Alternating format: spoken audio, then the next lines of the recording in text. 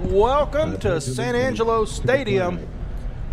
Folks, we're here. It's homecoming, and I am Zach Carlock. Beside me tonight, Larry, welcome to the broadcast for us. Hey, appreciate it, man.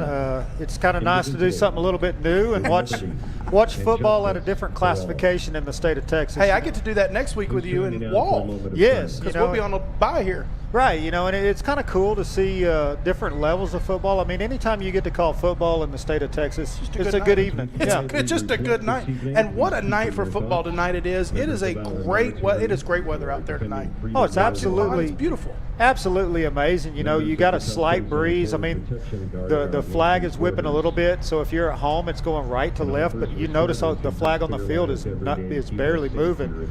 So what you might expect is on some punts, maybe a little push from right to left, but on that field it looks pretty much like a great evening for football. Looks nice. The sun's out of our way. It's hey, I don't know if you saw this. Did you see the picture of the Aurora Borealis coming down this far south last night? I actually went outside last night. It's kind of crazy right now. I teach chemistry anyway, and we're kind of talking about electromagnetic waves right now. So I read where there was the explosion on the sun and that there was a good chance of it.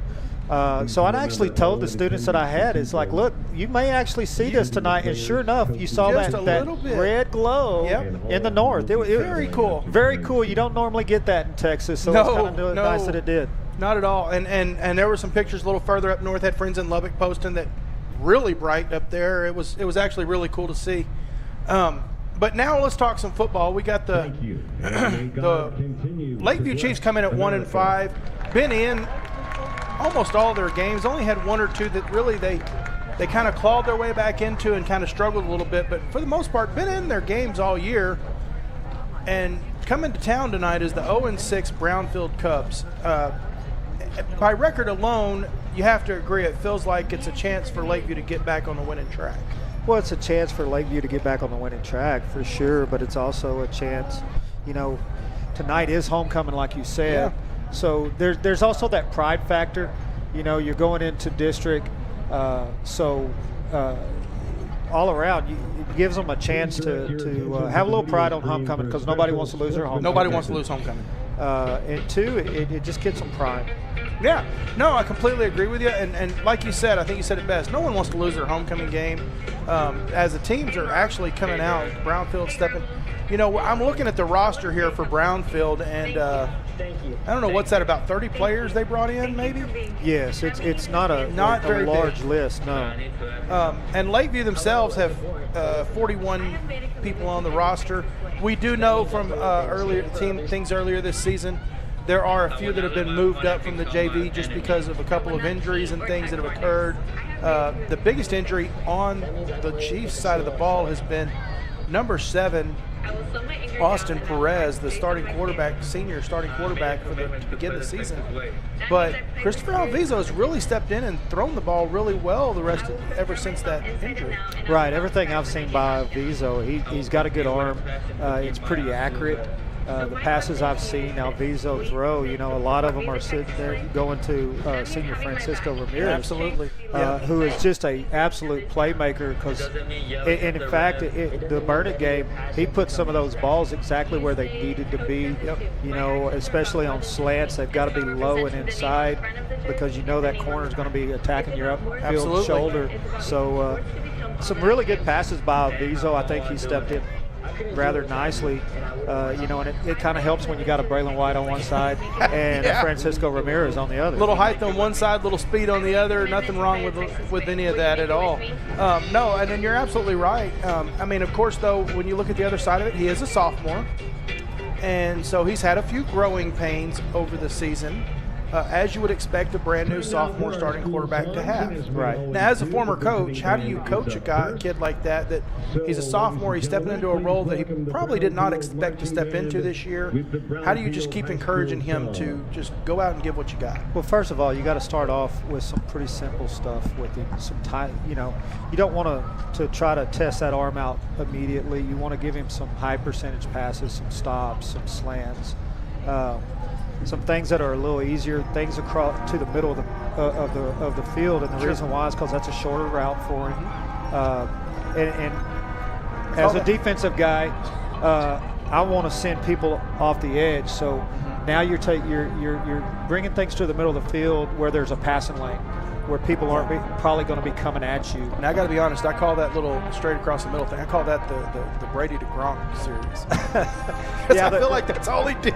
Yeah, just a little cruiser route or a little dig, But bring things to the middle of the field for him, because a lot of times it's easier for him to sidestep and get into that window to make that pass. Yeah. That, and if you've got a running back and you've got a running game that can give you a little pressure off of him to let him get kind of settled in the game, and then let the game come to him. Yeah. And he'll choose when he takes those shots. Yeah, I like that. And I will say one thing I've noticed with this team, and of course I'm new to the broadcast this year. This is my first year covering the Lakeview Chiefs, so I didn't have a whole lot of history with them. Right. But one thing I noticed, they do a lot of RPO.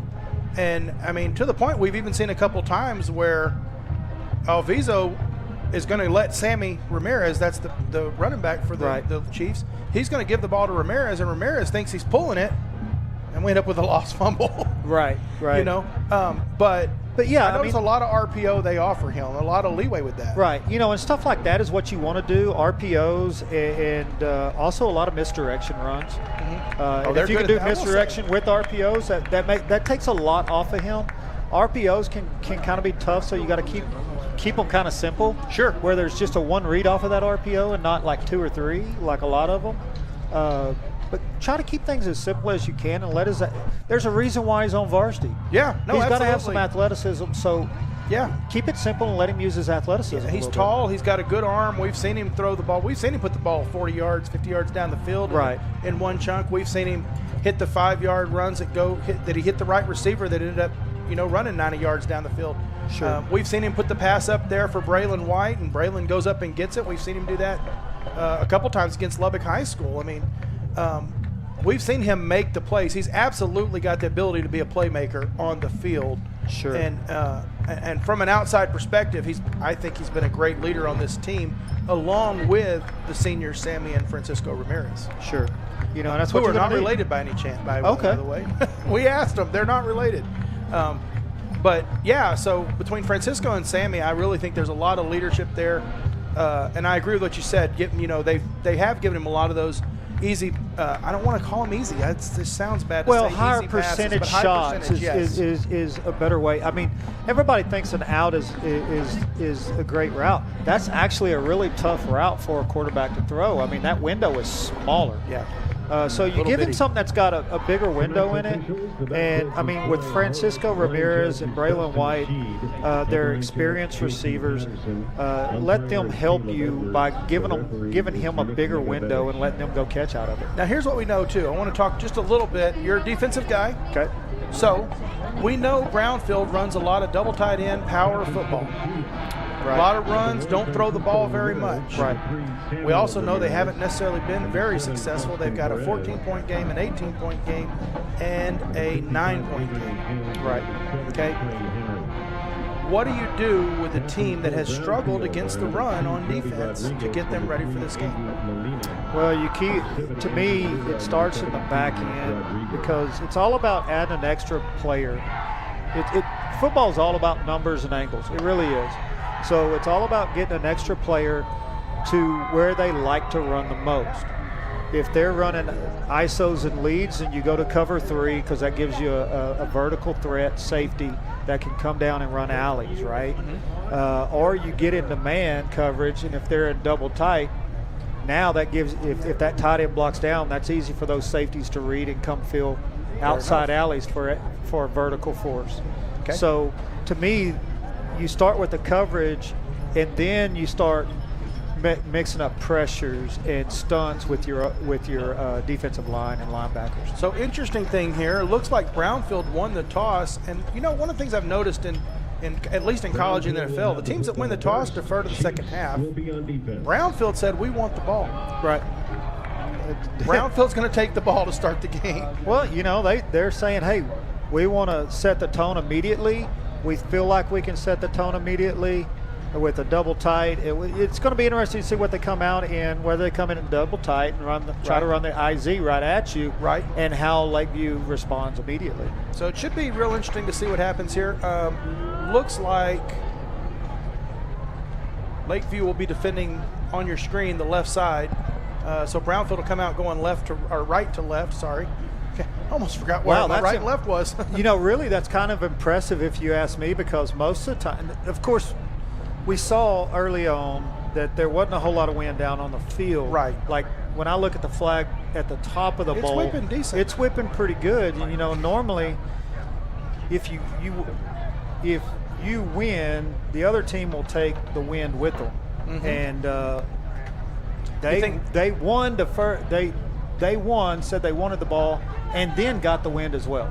Yeah, and so you kind of wonder, do they maybe Lakeview knows they don't have a kicker, they're okay with that, because we know Rios here, Isaiah Rios, he can put it through the back against the wind. He can put it out there.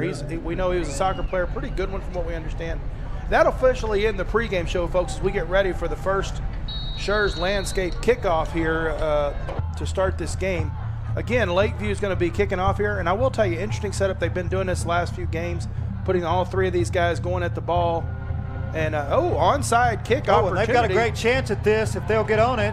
And, I think he had possession before he went out of bounds. I think he did too, and now this could be very interesting, which really nullifies losing that coin toss. It's a matter of if he had it. Well, it looks like I don't see a flag. I don't see a flag, which means it couldn't have went out of bounds. And no one else touched the ball. Chiefs football. And I see Alviso and Ramirez on the field. Lakeview's got the ball, folks. Took him a while to give us a signal, but we felt like that was the deal. And sure enough, I thought he had possession before he went out of bounds, and sure enough, and that's going to bring up a 1st and 10 at Brownfield's 40 for Lakeview. Yes. So 40 yards from pay dirt, 3+1 set up on the right-hand side. Sammy Ramirez on his left-hand side for Alviso. Alviso back, takes a snap, handoff to Ramirez, flips back to Alviso. Alviso goes downfield, intended receiver, Francisco Ramirez. Francisco gets it. Touchdown, Chiefs! First play of the game, 40-yard strike. Alviso on the flip back from Ramirez to Francisco Ramirez. Yeah, and the great part about that, they showed run. It was just a quarterback flea flicker. They showed run, and Ramirez was acting like he was going to block the safety and then just took off. And he was 5 yards behind the safety before they even realized, the quarterback's got the ball. He was gone. We talked about that speed. Francisco has some great speed there. And so we're going to have the extra point here by the Dick's Key Shop extra point. Isaiah Rios gets set. And so I'm just waiting here, folks. Snap is up. Kick is up. No flags. I did not see a flag. The ball anywhere. is good. That's going to make it 7-0. 10 seconds into the game, Larry. 10 seconds. You talked about Brownfield wanting to set the tone. I think Lakeview might have done that. Well, we see on this instant replay the flea flicker right to Francisco Ramirez, and that was a nice little shot for him. And put it right where he needed it, hit him right in stride. Yeah, Brownfield, they come out, they say, hey, we want the ball. And Lakeview says, all right. And they come out with a beautifully placed onside kick. It was we gorgeous. Can't say enough about the onside kick. That ball took a great bounce it straight popped up. Straight up and gave him a great chance. Right at the 10-yard mark, too. Yes. No, it's one of the best ones I've seen all year. And here's the funny thing. I think that's like the second or third one I've seen this year that has done that for Lakeview. Right. Whoever's kicking that onside kick is doing it right. Yeah, I mean, you had a Lakeview player run right by it. I didn't think it's like he didn't expect it to be there. Yeah. And then a very heads-up play to catch it on the way out. I want to say by 17, but I might have been wrong. 17. Now you might be right. That's Roman Garcia. He tends to be on those coverages. That easily could have been Roman Garcia on that play. And if we've got it wrong, I apologize, folks. But in all the excitement, you kind of miss it. But look, Roman Garcia is all the way on the other side. He would have come all the way along. No, it probably wouldn't have been him, but it could have been. It could have been 2, 6, or maybe 4. And they're going to go to the other side this time. that ball is not going to go as far, but it is going to be down by Brownfield by number 6. That is Bryce Harrell at the 40. They're going to say 43-yard line, and that's where Brownfield will take over. Come out 2 onside kicks. Try I mean, hey, you know, they have that old saying, if it works, do it till they stop it. do it till they stop it, you know. And So we're going to get set up 3 wide receivers to the right side there for the quarterback and hand off up the middle as he's going to go around the end. And Chiefs are going to close down on him. He's going to get line of scrimmage, and that's about it. yeah, you know, it was just a regular outside zone that he just had to keep bouncing it because Lakeview kept creating an edge. But Jeremiah Williams finally gets brought down. Yeah. After no gain. He ran a long ways for nothing. Right. You know, the defensive end did a really good job of just stringing that thing down the line. So they're going to get set again. Same play set up. Probably going to see a lot of this tonight, I'm guessing. I would think so. And so quarterback back in the shotgun. Williams on his right side. Handoff. Oh, he's going to go for the pass. It's knocked up it's batted down, or batted up, I should say, and then hits the ground. Going to be an incomplete pass officially. You know, and that was Alviso. Yeah. That's popping it up in the air. Well, he's got arms for days. Yeah, no, he's so a long, good-looking young man for sure. Good-looking athlete. That's going to make it 3rd and 10 for Brownfield. First series of the game, big play right off the bat for Brownfield. Going to be with 11:03, only 57 seconds into the game, and 3 really good plays by Lakeview on the field. As they're going to come out and set up a 1+1, the tight ends on the end. There's that power formation we talked about there. And just a little ace formation. Quarterback's going to take it himself, and he's going to be taken down short of the first down, 4th and probably about 2 yards, I'm guessing. Right. Who is the quarterback there? Is that number 12? Yes. Benjamin Estrada there. I couldn't see his number before, so I didn't know who it was. You know, in that time you just have a real simple outside zone keep, and they did a good job of washing Lakeview's right side down, and he was able to get 8 yards out of it. So 4th and 2, and it looks like they're going to set the same package setup. Going to go for here on 4th down, and I almost felt like sell out as they hand the ball off he's supposed to go up the middle, but he is not going to get the first down. It's going to be about a yard, maybe half a yard short. Should be, from what we can tell, a turnover on downs. You know, and that really goes back. That whole stop, I think, goes back to number 6, Diego Paez. Oh, he is everywhere. He moves so fast around that defense. Well, from his defensive end standpoint right there, he kept his outside shoulder free, which is what you want that D end to do. And that's hard to do when you got a tight end outside of you, because you're probably in a 5, so you got to work back to the outside to keep the outside free, and he did a great job of it. And I'll tell you, we talked to Diego this Monday on the coaches show, and I'm going to tell you, that kid, he is just full of energy. He was full of energy in the interview. Looks like we're going to have a timeout taken. We're going to stay here with this timeout, but we talked to him, and one of the things we noticed in the last couple of weeks is he is all over the field on defense. He follows. I feel like he reads the ball well. If he sees the ball go left, he moves left with him. If he sees the quarterback looking down the middle, he backs into that middle where he needs to be. He just sees the ball, and he reads the field really well. And I'll tell you, it was really impressive to talk to him Monday night. Very well-spoken young man. And he's just all over the field. Right. He just is. Well, I know that play right there, he did a really good job of feeling the pressure that the end was on a down block, and did a good job scraping outside. And when you do that, you allow your linebackers to flow, and that's exactly what happened. So that was Brownfield taking their first timeout. Not a good sign, 1:43 into the game. But either way, Lakeview's going to come out 1st and 10, 2+2 setup with Ramirez on the right-hand pocket of Alviso. Going to put number 2, that's going to be we're going to illegal motion. It looks like it's going to be probably the tackle and the guard on the right side. I about to say, I saw somebody move down there. As I saw Rodello go into motion, and then I just saw people move. Right.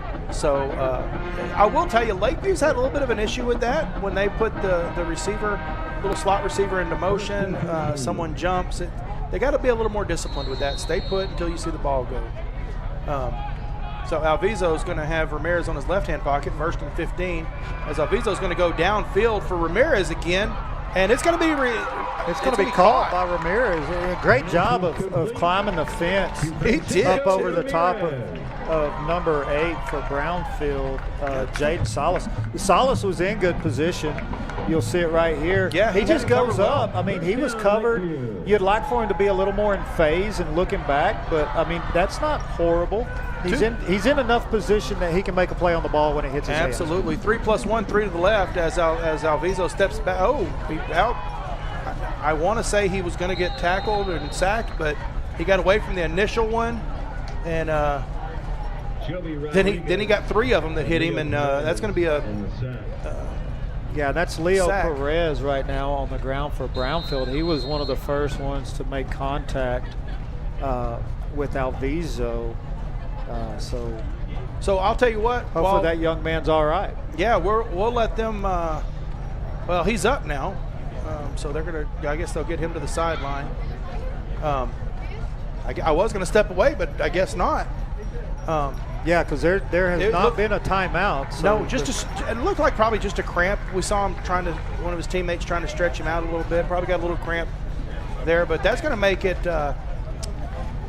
second and what's that? 2nd and 16 after that sack. Yes, and sir. So we'll see what happens here as they get set 2+2.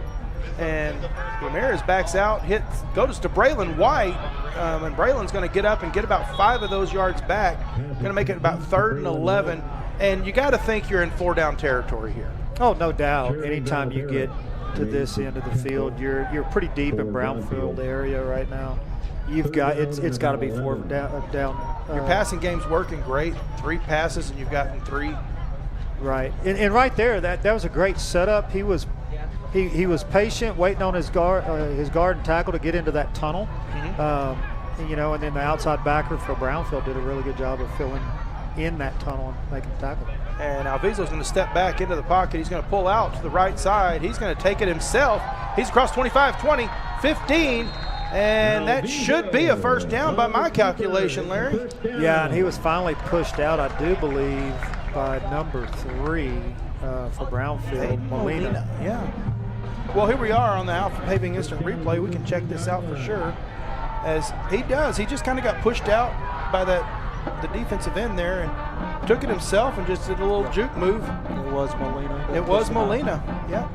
So he gets set again, 2+2 package here as Alviso gets the snap, hands it off to Ramirez. Ramirez across the 10, the 5, and down at the 1-yard line. 1st and goal from the 1. What an absolute awesome cut. And Ramirez has done that all year. We'll see this on this Alpha Paving replay. Right there, he sees an opening. It was actually zone left, and he sees that end come up, sees a big old hole, and just cuts right into it. And we talked to him about that. He has such good vision running that ball. That's been impressive. So they're going to get set 2+2 again from the 1-yard line. 1st and goal as Alviso is going to take it. Touchdown! Chiefs! 1-yard run by Alviso right up the middle.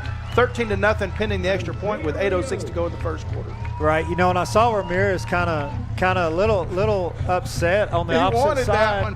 And to their credit, it was meant to go to him. It was a bad snap that Alviso barely got it in. The timing was shot at that point, and Alviso very awarely grabs it and knows where his relief is. Oh, look at this. It's a swinging gate, and they stay in the swinging gate and try to do a little pass out to Braylon White. And unfortunately, the 2-point conversion try is unsuccessful. Going to remain 13-0.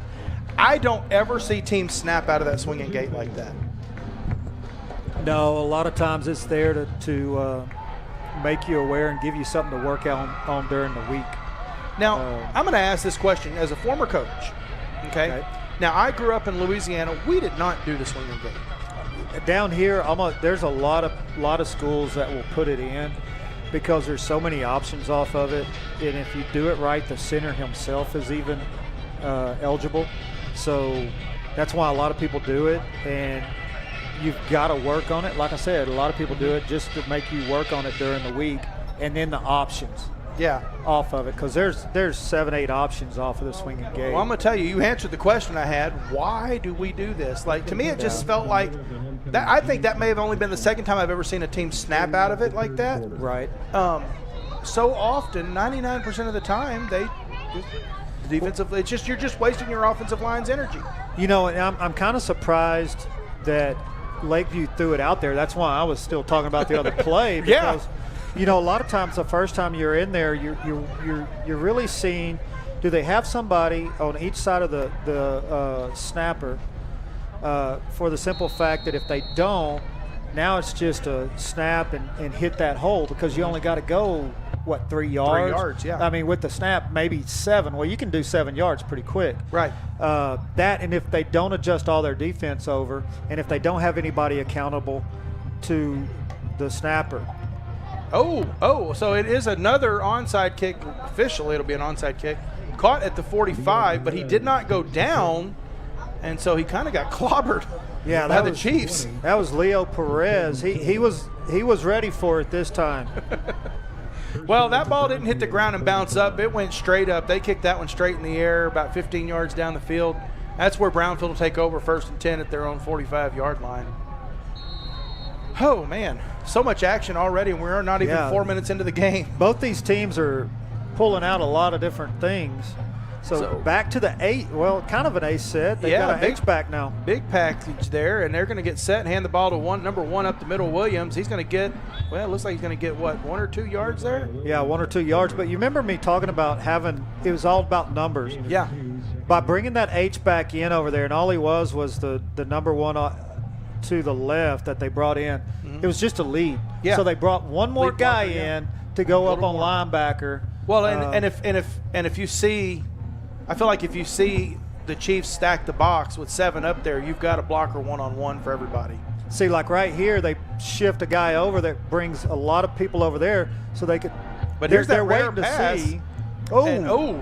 Wow, number 20 for Lakeview. That's Damian Luna. Just flat brought the wood on that shot. My goodness, after a 1-yard gain, just gets laid down. That hurt me seeing that, Larry. I love it. I mean, you know.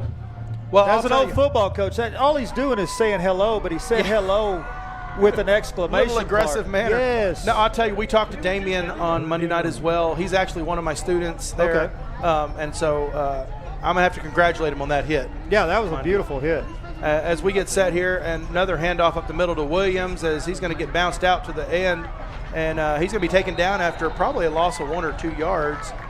It looks like that was was that 1? That was 1. That was Williams. Yeah, that was 1, and that was number 55 for Lakeview. That's Adrian James. He's been in on a lot of tackles. It's going to make it 4th and 9. Surely this is a punt situation for Brownfield. You would think so. But anyway, you know, they went to a trips look on the opposite side. Sure did. You know, just to see how Lakeview was going to adjust. I really expect to see that particular formation come back the next time that they're on offense. So do you think was that play designed as a run play, or is it designed as a possible, maybe an RPO, possible pass? No, it was a run play. Oh, that's what I thought. All right. And there's the punt. The punt is up, and it's going to be a little short. It's going to hit about the 32-yard line and take a Lakeview and then a Brownfield. Actually stayed at the 32, and that's where it'll be down, and that's where Lakeview will take over. First down, Lakeview. Yeah, number 10 for Brownfield. I'm not sure who that is. He's not on our roster. Yeah, he sure isn't. Kind of threw me for a little bit. I looked down, and he's not there. But, don't feel bad. We've had that a few times. You know, he did a good job of being patient, and it, no harm, no foul. It bounced one way, bounced the other, and ultimately stayed right there. That's great when you can do that at the 1. Yeah, exactly. Exactly.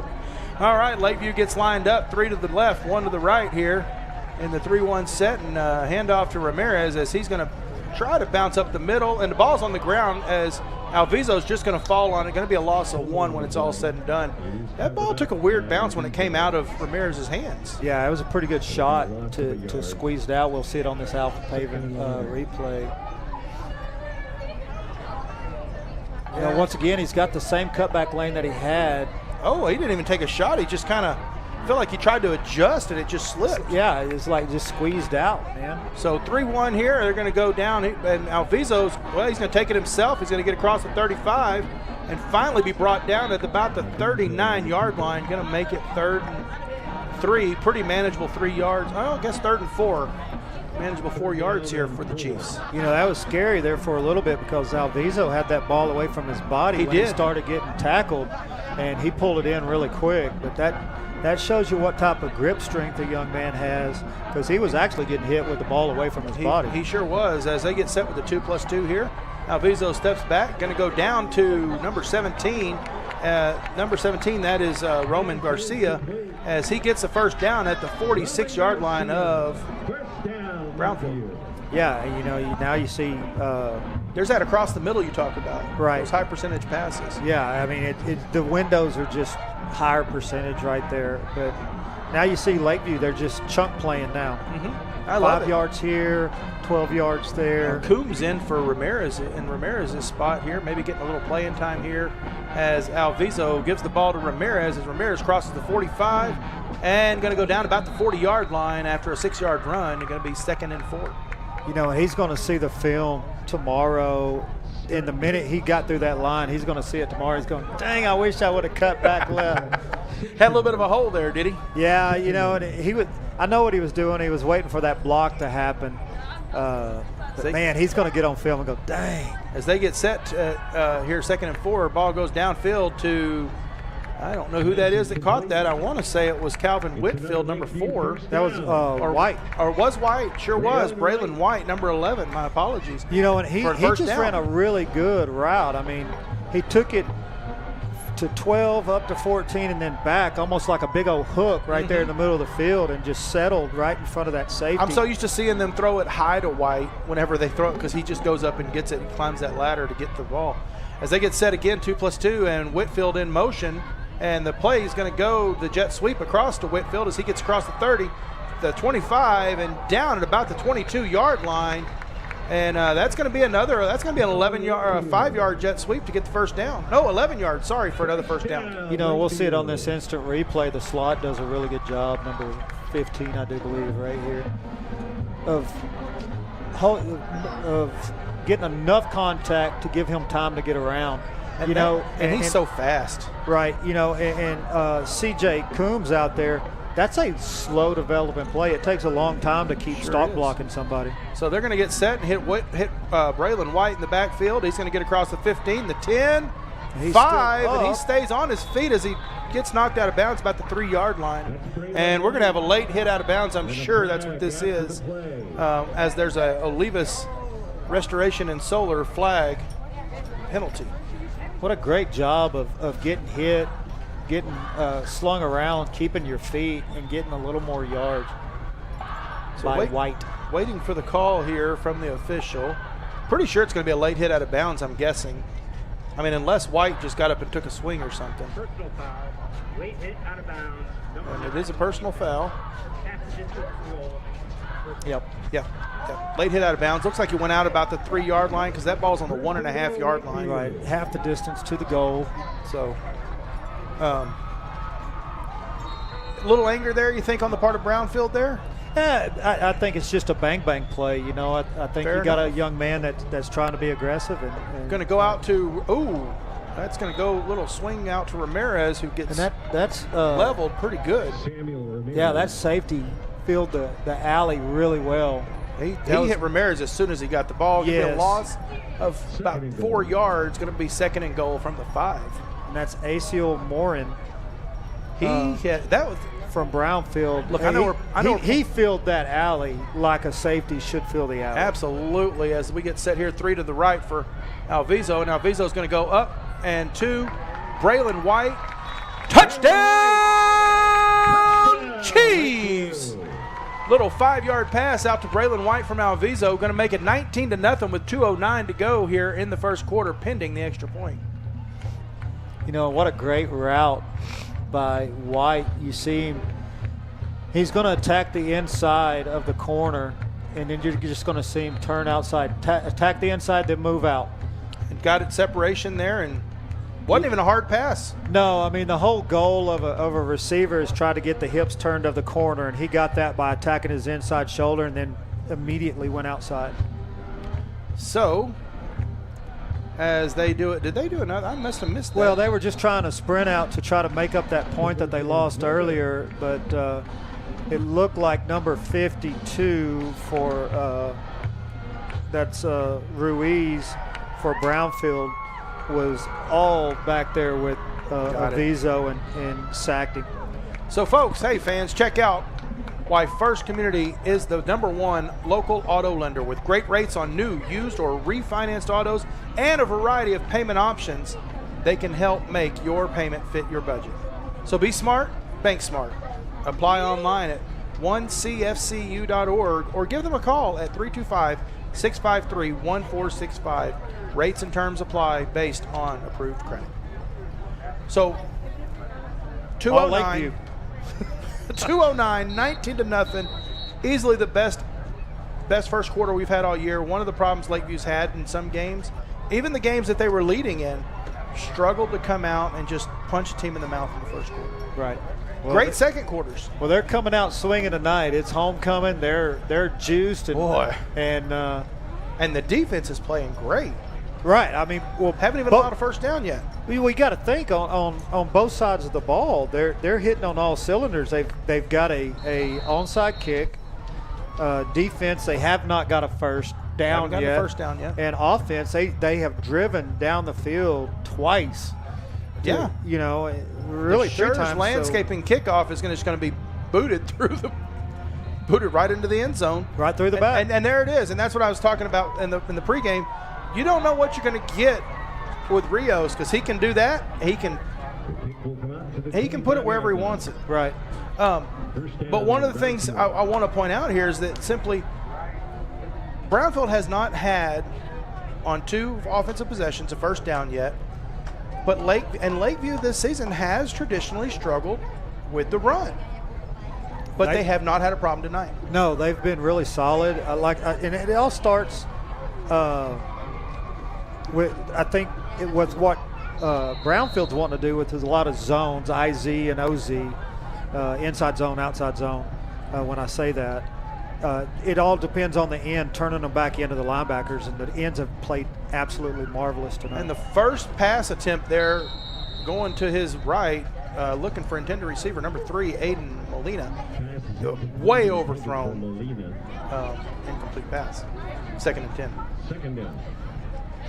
And I'm wondering, it looked like, I'm trying to see who that is down there, 55, Adrian James, just looked like he just got in, or was that Diego Paez that got in on that? That was Paez. Well, really, it was both of them. 55 was attacking the outside shoulder. Paez came right up underneath. But he got in that backfield really quick and put the pressure on Estrada there as they get set for 2nd and 10, and going to try another pass, and it's going to be another incomplete pass as receiver just couldn't hold on to it. You know, there's that trips formation. I figured they would get back in, but they did not do what I figured they would do. I figured they'd just do a Q sweep, especially when they had the back to the left, because the true force guy for Lakeview was sitting 7 yards deep with this corner over here. I really thought they would go after that instead of running a bubble, but we'll see how that progresses. Now you see it on the other side. You can see what I'm saying. Yeah, they just flipped it. I mean, he's 12 yards deep on that other side. And looks like Paez is going to get him back in the backfield again, and it's going to be a sack officially on record by Roman or Adrian James, and looks like maybe a little help from Luna there. Officially on the sack there, going to be a loss of 3, and so 4th and 13. Oh, wait a minute, I am wrong. No, I was not. It was James that got in there. And so that's going to be a 4th down punting situation from the 22-yard line, and Francisco Ramirez is going to be sitting back at about the 45 of the Chiefs for the reception. As the punt is up. Oh, we're going to have a penalty. Yeah, that's going to be on number 6, Paez. And he wasn't really meaning to do that. You just hope they don't get a huge return here, all for naught. Yeah, and he got about 12 yards on the return, but it's going to come back, and they're going to get to kick that again 5 yards closer. So now is it a personal foul or is it just running into? I thought it was running into after the play. I don't think he was like forceful about it, but we'll have to see what they call here. Another Olivas restoration and solar penalty. That's going to be a personal foul roughing. So that will be an automatic first down. What do you think of that call? Do you think that was roughing? I mean, it looked like he just kind of got there at the same time. Well, yeah, I mean, the only reason I would agree with it is because he had a chance to avoid it. That's fair. Possibly. Was it a vicious hit? No, but it was an avoidable one. That's fair. That's fair. I'll go with that. That's going to give them their first down of the night by penalty there. As they get 1st and 10 at the 37-yard line, they're going to get set up 1-and-1, handoff to Williams as it's going to go for a reverse. Good block on the quarterback there as number 14, Coombs, is going to take him out of bounds after the first down at the 48-yard line of the Cubs. You know, I mentioned this last week on this Alpha Pavement instant replay. If a receiver was to make this block downfield, like the quarterback makes on 5 right here, that's a defenseless football player. That's a blindside block, but it never gets called behind the line of scrimmage, ever. That is something that I will always wonder why that's never called. But you know what? Do we have a flag on the play somewhere? Did I miss a flag? Because they have not moved the sticks, and the ball is back at about what would be 1st and 12, and then well, there was not a flag thrown. That doesn't mean that they might not be talking about one, but one was not on the field. What irony if they call them what you just talked about. I mean, you rarely ever see it called, but that's exactly what it is. That's a blindside block, just like a receiver doing a comeback block on a secondary guy. And most of the time it happens on linemen. Yeah. So let's see. It looks like the official's going to come out here, and let's see what he calls. What is that? Something on Lakeview. He held his hands out straight. I don't know that call.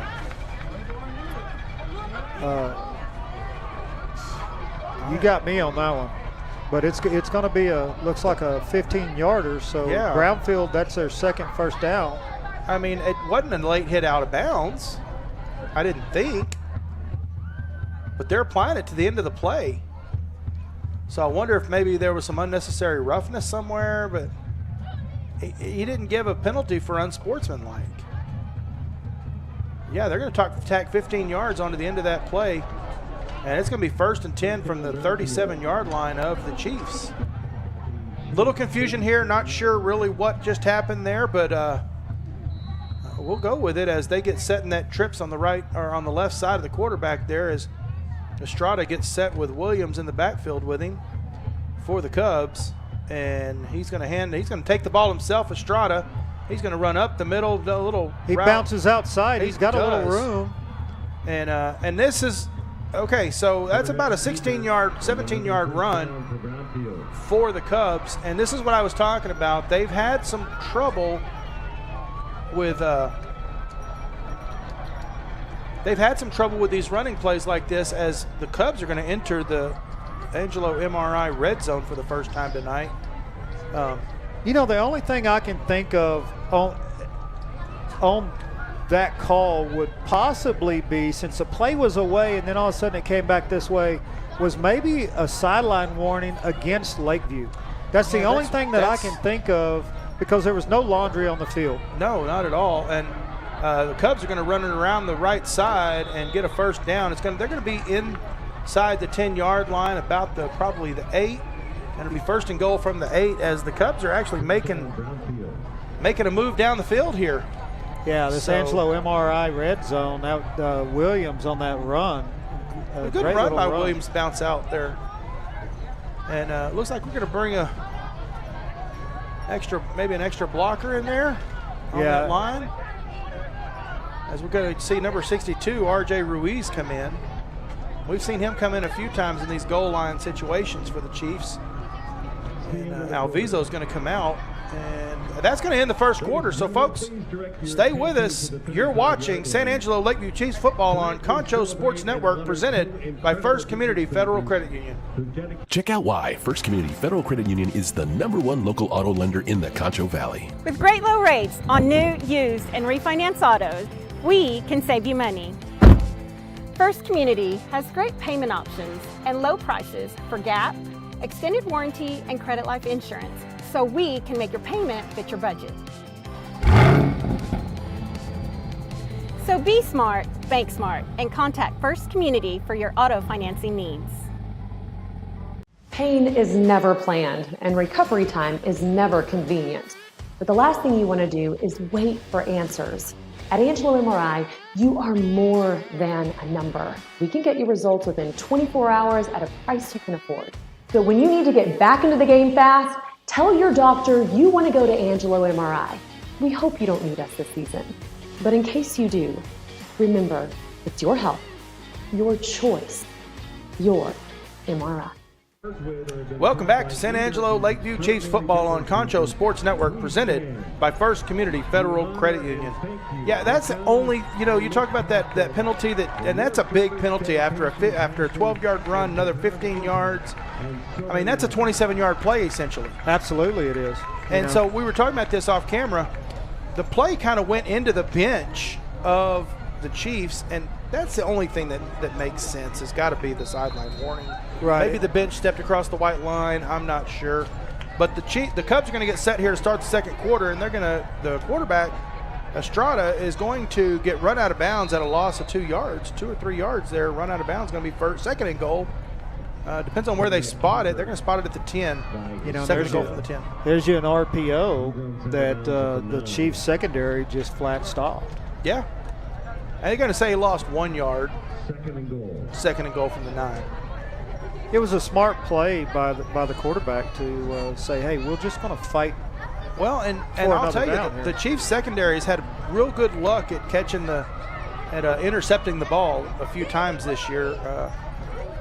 They've definitely intercepted more than they've thrown this year, as Estrada's going to take it himself around the end. He's going to get run out of bounds, probably get back that 1 yard there, and it's going to be third and goal from the 8. And this is where you kind of wonder, you're down 19. If you don't get the touchdown here, do you have a kicker, or do you just go for the touchdown because you're down 19 in the second quarter? I mean, from the 13-yard line, if you've got a reasonable kicker, I think you've got to go for points, right? Yeah, that's what I think. Sorry, at the 7-yard line. I mean, that's my thought personally. But they're going to set that trips up there on the left side again, which is basically flipped from what they were doing, as they're going to step back for the pass play. They're going to go out to Williams, and Luna's going to get the initial hit, and Francisco Ramirez is going to join him and take him down, saving the touchdown at the 3-yard line, 4th and goal from the 3. Right. So with 4th and goal from the 3, you just started the second quarter. You've got so much of football left. I think you've got to go for points. I just think I'm with you. I just think you need points. It's a 20-yard chip shot. Should be a 20-yard chip shot. Somebody should be able to kick that. But then again, maybe you just don't have anybody. I mean, you're on the road and you're saying, hey, we're going to go for it, and if we make it, great. If not, it's on us. But okay, so here we go, 4th and 3 as they get a man in motion. Going to go up the middle, and does he stop? It looks like they stop him. Finally going to stop him at the 3. Looks like he got up there at about the 1 or the 2, got pushed back, and that's going to be a turnover on downs, folks. But you know what? We're going to step away. We got a Brownwood player down. We're going to step away. You're watching San Angelo Lakeview Chiefs football on Concho Sports Network, presented by First Community Federal Credit Union. Dear San Angelo, we share the belief that expectations are meant to be exceeded.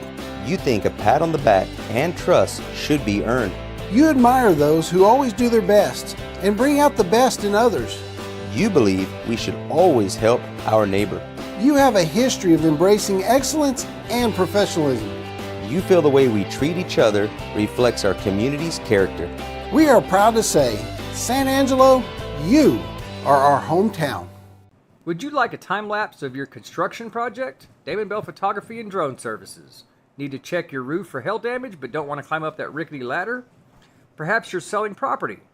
We also cover sports and weddings. Damon Bell Photography and Drone Services. San Angelo, it's time to invest in your home and protect your future. Olivas Restoration and Solar, your trusted partner in roofing, solar, insulation, and fencing. Call Olivas Restoration and Solar today for your free consultation. When having a truck is essential, you should drive a Tundra from Mitchell Toyota. A Toyota Tundra is a formidable combination of power, space, and technology. Plus, it's a great-looking truck. Mitchell Toyota, where we put the deal back in dealership. Welcome back to San Angelo Lakeview Chiefs football on Concho Sports Network, presented by First Community Federal Credit Union. And that young man that was down, they're getting him off the field. We hope that injury is not serious. You never want to see a young man go down in the game, but one of the things you pointed out off air, for Brownfield, I mean, if you make it, it's 7 points. If you don't, in this case, they pinned him at about the half-yard line. I mean, Chiefs got 99.5 yards to go to score here. Right, you got a chance for a safety and to get the ball back if you don't make it. I still like points. But they're going to go down and put the ball in the air for it's going to be picked by 5. Intended receiver was Braylon White, as that defender is still going, and he's going to get in the end zone. Yep. That's going to be a pick 6. So really they just needed another play. And they really almost got a safety off of it. They did. But number 5 for Brownfield, Morin, with over-the-top safety, comes down with the ball that was just kind of skied. He comes down with it and then runs yard. But see, that's that play that I was talking about, that a lot of times Alviso just wants to put that up there for White to go get. And White's had a lot of success going to get that as they get set for the extra point here. And but that goes back to what I was kind of alluding to earlier as we wait for this Dick's Key Shop extra point from Brownfield. Is that's an outside throw on a fade. And that extra point is no good. So 19-6 is going to remain the score here with 10:34 to go in the second quarter. Now, I'm not saying you don't make those passes, because you've got to take shots, and you got to take shots with verts, and that's what he did. But like I said, that's a lower percentage shot. It's a narrower window, and it's pretty tough in double coverage. Felt a little underthrown too. Probably a little, not, or maybe overrun. Maybe overrun by White. Could be. White's a little fast. Maybe a little bit of overrun by White. We'll just go with that. Be. There you go. But the Schurz Landscape kickoff coming here for the Chiefs as they send Whitfield and Kentrell Johnson down for the deep returners there, with Francisco Ramirez as the shallow returner. I guess Whitfield's going to be the shallow, and Johnson and Ramirez going to be the deep guys. We saw last week Kentrell return really well last week against Burnett in the loss down there. He did a great job. It's the first time we'd seen him returning all year, and he did a great job returning the ball last week, as we're going to find out what kind of kicker Brownfield has here. So the Schurz Landscaping kickoff is up, and it's going to go to Ramirez, and he's going to get it at the 25. He's going to come across. He's going to reverse field, and he might get it. He's going to, if he doesn't, I'm going to say it. If he doesn't stop right there and he goes, I think he outruns that. But he's going to go down ultimately at the 43-yard line. I think if he doesn't stutter step there, he might outrun that guy. Right, maybe. He's got a pretty good look. There's got to be a reason on this Alpha Paving replay. He might not have felt comfortable thinking he could get the edge, and maybe he could get a cut back and then back outside. 18-yard return. But what a great job of the Blues setting a wall for him. Maybe not. Maybe I was a little wrong on that. He might not outrun that. Nice. As they get set with a 2-1 big pack. Ramirez wasn't in the game. They only had 10 players on the field on offense. They're going to call a timeout. So we'll go ahead and take a timeout with them. You're watching San Angelo Lakeview Chiefs football on Concho Sports Network. presented by First Community Federal Credit Union. At Schertz Landscape, we care about the quality of trees that you put in your landscape. Therefore, we grow our trees here locally in the Concho Valley. As a certified arborist, I not only care about the quality of your tree being planted, but I am also qualified as a tree risk assessor. I can evaluate the health of an older tree or the risk that it may have to you and your property. Come see us at Schertz Landscape, where we care about the quality of your trees. Welcome back to San Angelo Lakeview Chiefs football on Concho Sports Network, presented by First Community Federal Credit Union. That timeout went a little bit faster than it was expected, Larry. Yeah, it was a pretty fast timeout. They're going to come out with a 2+2 set. I think it was just a timeout to reset. Ramirez wasn't on the field as they thought he would be, so you only had 10 men, so they just reset it. And they're going to get set and hand the ball to Ramirez, Sammy Ramirez, up the middle. He's going to take a loss of 3 as the Cubs were right there to meet him 3 yards behind the line of, they're going to say 2 yards behind the line of scrimmage, 2nd and 12. They're going to say 4 yards behind the line of scrimmage, 2nd and 14. Ooh, that play just did not develop. Yeah, it just kept going backwards. Just kept going back, yeah. So 2nd and 14, as they don't change anything. They set the play up same way here, and Vizo steps back, going to give a little pass to Braylon White, tell him to go make something, and maybe a yard. What do you think? Yeah, I'm not even sure he got a yard. I think we're going to be 3rd and 14. Very possible. Just like trying to run that tunnel and get behind the line again. And I'm telling you, Brownwood's linebackers are doing a great job. That defender just grabbed his leg like he was holding on to Tony Romo. Exactly. I like the play call because they're starting to bring pressures on him and a few stunts. Like they brought a linebacker stunt right there. Right. And I like the idea of a screen. They're going to swing out to Ramirez, who's going to, that is not Ramirez, that is Scott Copes. And Jeremiah Williams for Brownfield's the one that just comes flying down and takes his knees out from underneath him. So this series actually made a loss of 5 yards of offense for the Chiefs. And Brownfield's kind of come alive here. They have. Boy, I'd love to be up 19-6 on Brownwood. yeah, no doubt. But yeah, no, absolutely. As we see, Rios is going to go back in the backfield. We got something going on here. Did they have 11 men in the huddle? They had 11 men in the huddle. And that's going to go back 5 yards because Copes is coming off. And right here, Lakeview just needs to stop and just refocus again. I mean, this has been. We've seen 2 mental mistakes already in this drive within 4 plays. Yep. And you can't go back and change them, but you can say, whoa, what's the next right thing? What do I got to do now? And now they snap it over the head of the punter. Just get rid of it. Oh, good punt by Rios there, as it's going to bounce to the 40-ish, and number 8 there is going to get an excellent return. We're going to have a flag on the play, possibly a block in the back, and possibly a late hit out of bounds. This is going to be impressive because the first flag was thrown from across the field. Yes, it was. Which you normally do not see. Jaden Salas on the return there for Brownfield. Could have offsetting penalties.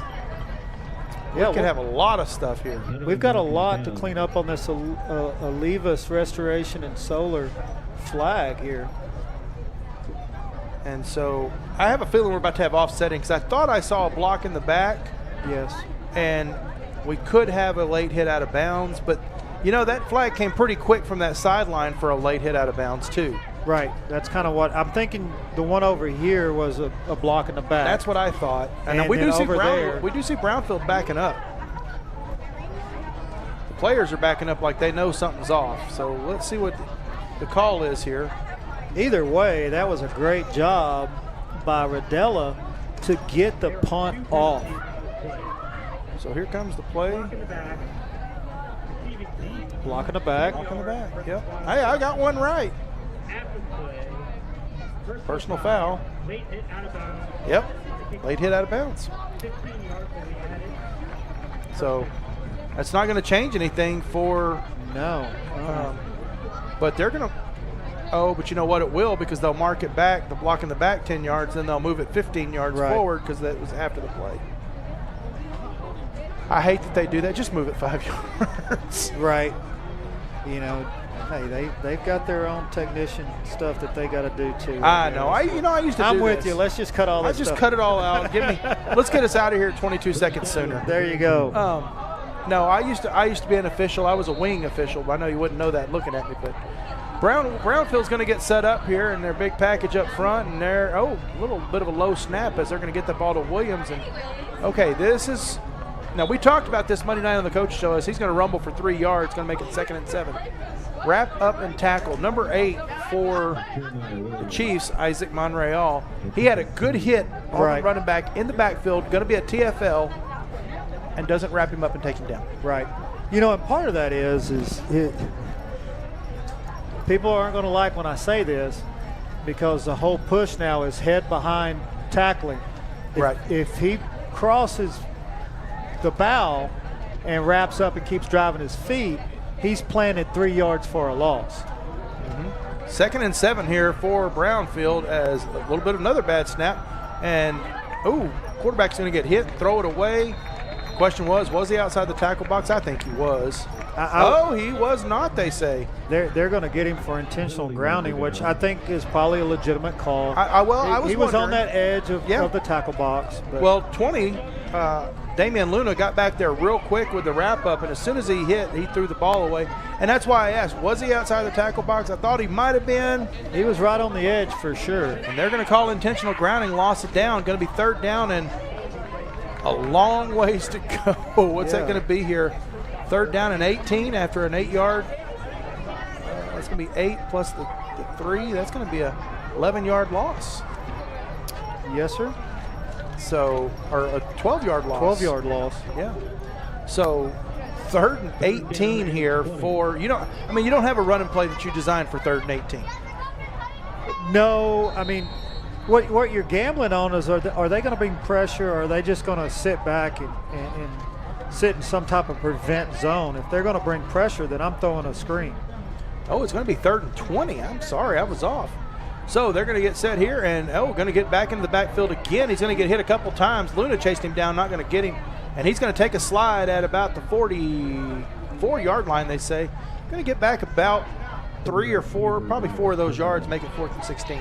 Now, if you're Brownfield, it looks like they're going to choose the correct option, which is to punt this and try to pin them inside the 10. The last time they did that, it worked out really well for them. It sure did. Now, downside to that plan right here is you got Francisco Ramirez, who he had a great return the first time he returned. You just don't kick it to him. Yeah, well, you can't. But here's the thing. He can get to that ball, man. I'm telling you, he can get there. You kick that sucker towards that cone over there, and hopefully it gets there. And that ball is going to bounce at the 20. Oh, wow. Okay. Ball bounced to the 22, back to the 25, back to the 23. But, I mean, he angled it exactly where we thought he should, which is towards that cone. A little more, had it been a little lower, that might have helped. It hit the headwind is what hurt part of it. Sure did, didn't it? Yeah, they're going to say 24-yard line. That ball bounced everywhere, though. Yeah. You know, I want to go back to something I was talking about earlier with head behind tackling. I still think there's room for across the bow tackling. I just think we try to lump everything into one thing, and I think there's still value in both. Little out route there for it looks like was that 18? I believe so. Couldn't tell the receiver. Looked like maybe 18, which is Daniel Munoz. It's 88 maybe? Oh, 88. That would be Isaac Torres. Sure is 88, and he's going to get about 2 yards there. Going to make it 2nd and 8 here for the Chiefs. A lot of passing going on right now for the Chiefs. I kind of anticipate a little bit of Sammy Ramirez coming up here pretty soon, and as they pull the RPO, Alvizo's going to swing out to his right. He's taking it himself. He's going to get the first down and be out of bounds about the 38-yard line after about an 11-yard scamper by Alvizo. Good run. I like that by Alvizo. You know, he gives them a nice little token fake there. It's supposed to be downfield. He scrambles, but what I like about it so much, don't trade for sure yards for more yards. Right. He had a chance for a guaranteed 5 or 6, and he turned it into about 12. Yeah, he sure did. So They're going to get set up with this 3+1 on the left side, and Alviso's going to pull the RPO again. He's going to go deep. He's down got him. to number 2. That's Rodello, and he's gone to the races, folks. Touchdown, Chiefs! 63-yard touchdown throw from Alviso to Christopher Rodella for the touchdown. 25-6, 5:33 to go in the half, pending the extra point. Great throw. Oh, it was an absolutely beautiful throw. Once again, hits him right in stride. If he doesn't, he may not score, but he hits him right in stride, and Rodello just outruns the secondary. He was gone. You know, and now we've got Rios here for the extra point. Now they're just going to kick it now at this point. This Dick's Key Shop extra little bit of a mess up on the snap, but going to pull it off. Kick is good on the Dick's Key Shop extra point. 26-6, 20-point lead with 5:33 to go in the half. And the light show commences. Here's the Alpha Paving replay. What do you see here? What do you see that you like? Well, there's a lot I like. First of all, that crossing route by 2 and 3 is what puts the safety behind number 2. And then, like I said, he hits him right in stride. Now, if he does not score. Yeah. But that initial cross froze the safety's feet just for a second, and that's all it needed. We had a flag on that play, apparently. So we go back to the extra point try, and it's a half a distance to the goal, apparently. So we're going to try for 2. Okay, well, it's not 26-6; it's 25-6. As Alviso gets set with a heavy package there with his line, and the ball is snapped over his head. He's going to just take the ball and put it down, and so instead of 26, it's 25-6. That's still a lot to a little. It is. But I'm also the keep the points, right? I get there's a flag on the play. You got a yard and a half closer. Yeah, but keep the point. I get that, but I also see their side of it too. It's a 21-point difference. A yard and a half. You know, had that snap not been over his head, give those athletes a chance to go be an athlete, right? Sure. I mean, you're already behind a couple points off of PAT, so go ahead and take that shot. Yeah, I don't necessarily hate it. I mean, when you're up 25-6, you can do that. Yeah, I mean 25-21. I mean, that's like having $200 in chips in Vegas. You got to throw a little bit of a shot down, don't you? Well, I mean, if you started with 20, sure, absolutely. Exactly. But if I started with 250, I'm not taking that shot. Well, hey, we started with 0, right? That's true. That's true. If I started with 250, though, I'll be a little mad. I might be happy I only lost 50 in It'd Vegas. be like my normal trip to Vegas. What are you talking about? Hey, no, you're absolutely right. As we get set here for the Scherz Landscaping kickoff, I like calling with you, Larry. You're fun. You got great analogies. Well, I mean, come on now. You got to gamble. Hey, what's the saying? Scared money never wins. Scared money don't make money. I mean, scared money never wins. If you're scared, just don't go to Vegas. And here comes the Scherz Landscaping kickoff. And what a nice Alviso actually kicked that. That was not Rios, as it's going to be fielded at the 6-yard line. What a block. Golly. Nick Leyva gets leveled. Not sure who put that I want to say it was 18. That would be Jared and Valderas. But that was a huge hit there. Right there. Yep, and it was 3. No, it was number 3. We've mentioned his name a few times tonight. What a shot. So while we get ready for Brownfield here, well, I thought I was going to say something, but we'll hold off as they go 1-1, big man, big double tight end set here. Yep, that ace set again. Yep, as they get set here in the they're going to hand off to, he's going to keep Estrada's going to keep that. Try to bounce outside. Braylon White's going to get the tackle, but we're going to have a looks flag like on a the face play. mask. I didn't think on the Chiefs. If it was there, it went right by his face mask, but his hand was in that general area. We'll see if that holds true. But while they sort out this Olivas, well, they're going to go ahead and tell us now. Olivas restoration and solar penalty here, and so let's see the call. Yeah, it's going to be holding against Brownfield. So while they do that, hey, Chiefs fans, we want to let you know that if you're in the market for a new car or truck, go see the folks at Mitchell Automotive Group. That's Mitchell Toyota on Knickerbocker Road and Mitchell Buick GMC on Sherwood Way. I will tell you, I drive a truck from Mitchell Toyota down there. I love it. You're trying to get me in trouble right now. Hey, they took care of me there. Oh, I'm sure they're great people over there. I'm kind of a Ford guy myself, but that's okay. My dad drives Ford. I understand that. He's so mad I drive a Toyota. My dad taught me, fix or repair daily, so I just stuck with it. So we're going to get set here first and about 17 yards as they have a little swing pass to Williams there. He's going to get about a yard or two, and that's about it. It's going to be, I guess it was about 1st and 18, as it's going to be about 1st and 16 now. 17. It looked like number 25 for Chapoy from Lakeview was the one that kind of came up and upended him a little bit. Sure did. He can send him a little airborne. Yeah, I mean, he took a shot for lower body, which is what you want to do, put him off balance, and he went down. 2nd and 16 is the play here as they get back in that big ace formation. A little further out on that left side there as quarterback's going to be picked off by Alviso. Quarterback picked off the quarterback and gets a return of about 3 yards on it. Yeah, he's going to want that pass back because you'll watch it on this alpha paving.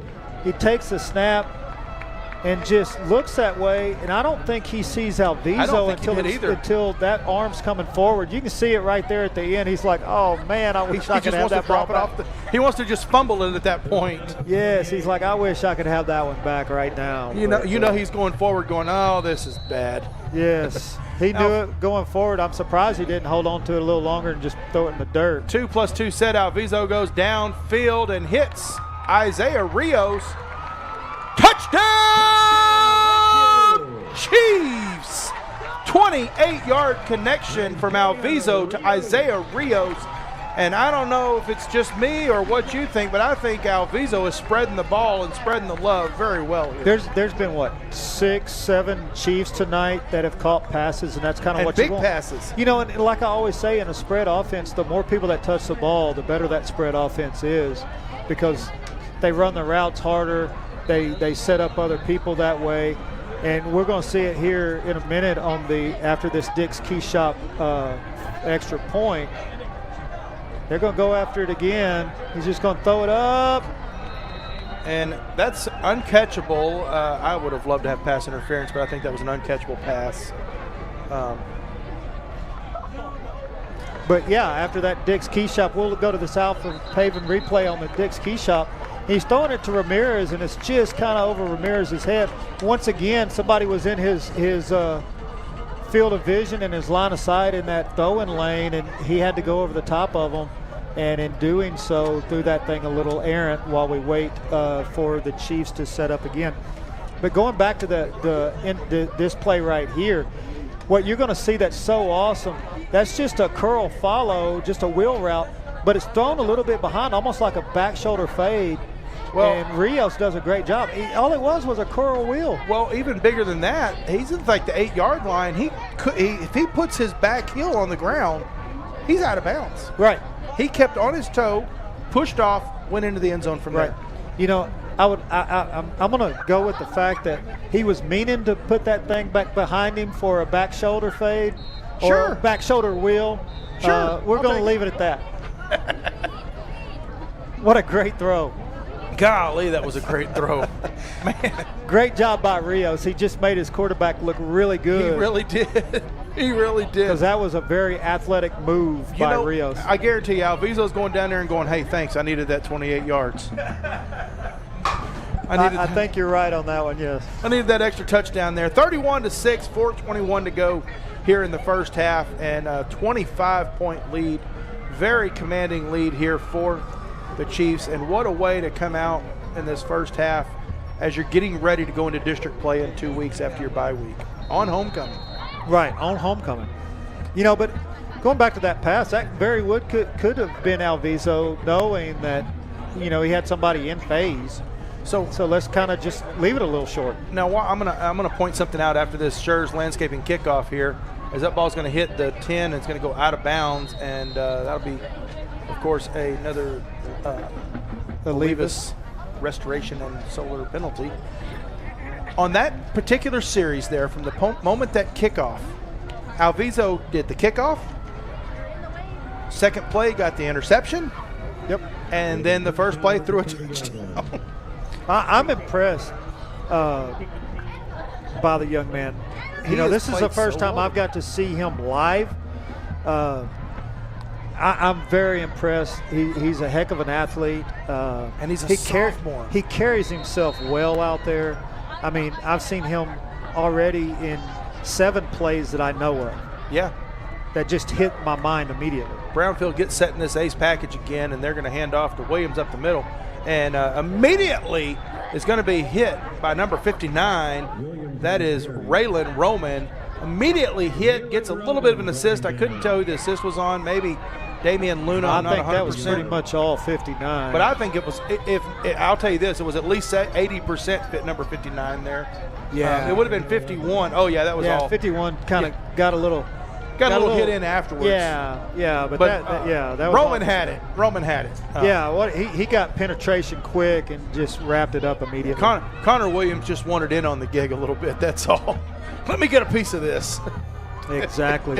Which I don't blame him. No, not at all. 2nd and 12, you're playing defense, you want to hit somebody. 2nd and 12, go back, little swing route out to Williams as he's going to make it across the 30 to about the 34 before he's taken down by, I have no idea who that is. It looked like 52 to me, but 32. 32, there we go. 32, that is not on my roster. It is 52. 52, yeah. Ruben Salgado.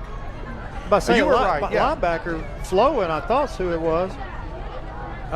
Well, when there's, those jerseys scrunch up, sometimes those 5s look like 3s. And I thought 32 was an odd number. So as they get set here, going to be about 3rd and about 5, long 5, short 6. Handoff to, Strada's going to take it himself. He's going to get the first down and about another yard, and that's it. 41-yard line, 1st and 10 for the Brownfield Cubs. Okay, so we had this discussion last week. Tell me what you think here. Is Cubs an odd name? Doesn't it feel like they should be the Bears and the Cubs should be like your junior high team? Yes, you would think so, but as I've found in most things in life, there's always a story behind it, and I just don't know what that story is. I don't know the story, but I sure would love to know the story there. If we're talking about Bears, then you wouldn't think that your young ones, that your oldest kids would be the Cubs, but there's got to be a story there. Has to be, as Estrada's going to get set, but oh man, what a nice little dump off. But we're going to have a flag on the play. Maybe, I don't know if that's in the area of holding. I'm not sure where that's in. I know we shouldn't have a late hit on the quarterback. Shouldn't have roughing the passer. Well, and you wouldn't think it would come from the official on the sideline. Right, either. Absolutely. So, ineligible man downfield. Oh, one of the offensive linemen got down there too fast. Most officials will give you a couple yards there, but that's about it.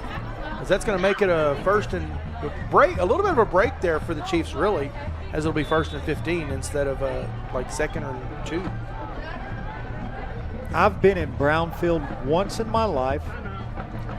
I was coaching in 12 at Midland Greenwood, and we played in Brownfield, and half of that trip was driven through one of the worst dust storms I've ever experienced in my life. In a haboob? What they call them, haboobs? We were in a bus. I'm not sure what a haboob is. You know what? I'm going to tell you something. 2012, so I was living in Lubbock in 2012. I was a student at Texas Tech University at that time, and I think I know what it was a true haboob. I think I know what you're talking about because it was during football season. I remember that happened.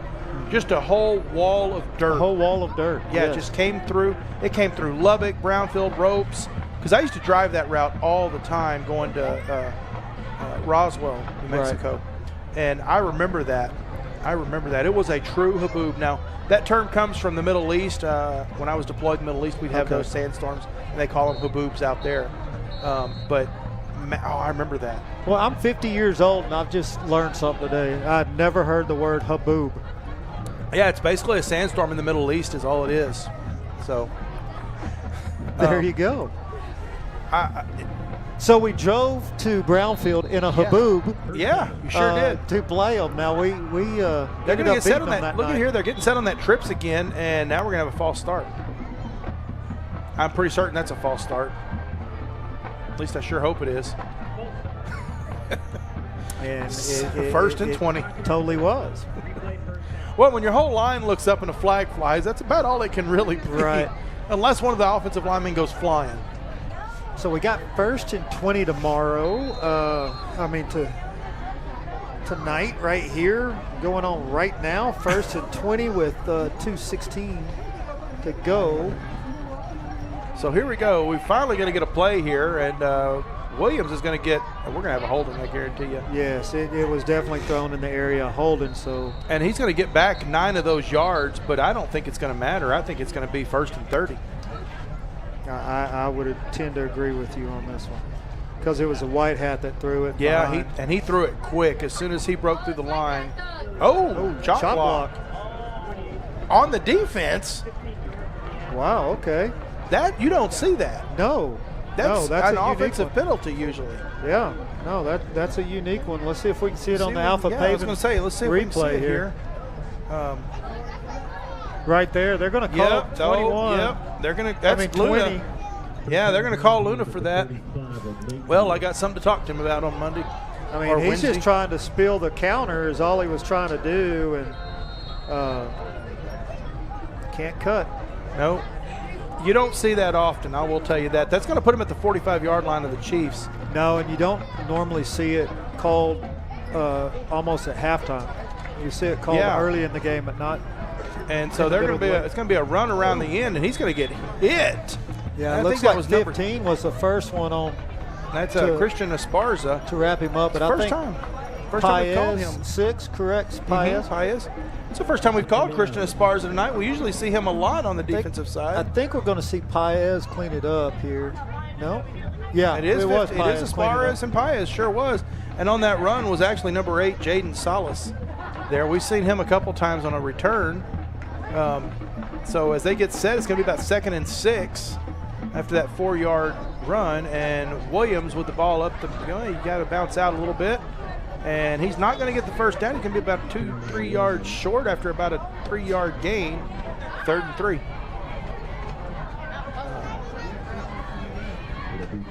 Yeah, we usually call Esparza's name a lot on the defensive side of the ball. Haven't really seen him get. They haven't really gone his way, honestly. As he plays that, he plays that. It looks like maybe probably a strong safety type position back there. Right. Maybe a little bit of a floating free safety. He to me, he's a floating free safety. He's a safety moving around the field, and if he's making tackles tonight, that means your ends and outside backers are having a tough night, and that's something you really don't want. So not calling his name's been a good thing. Yeah, but exactly. Unfortunately, they're going to run for about 5 yards on that, and that's going to be a timeout there for the Brownfield Cubs. So while they take a timeout, we'll step away. You're watching San Angelo Lakeview Chiefs football on Concho Sports Network, presented by First Community Federal Credit Union.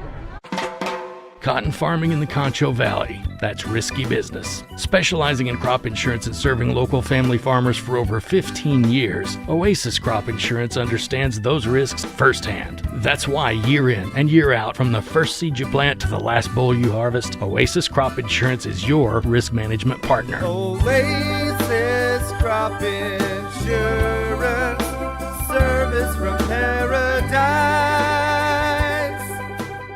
At Texas Bank, we believe in the power of relationships. Our roots are our customers, the lifeblood of our business. We're more than just a bank. We're your trusted financial partner, committed to building lasting connections and providing personalized service that exceeds your expectations. From helping you achieve your financial goals to supporting you through life's changes, we're here for you every step of the way. Experience the difference of bank. All right, folks, welcome back as we get set here, and the Estrada steps back to pass, and it's going to be intercepted by number 21, Johnson, and he's going to come around the corner. He's going to get taken down about the 32-yard line. Great return of about 15 to 20, well, probably about 25-yard return there. Yeah, until Williams finally trips him up.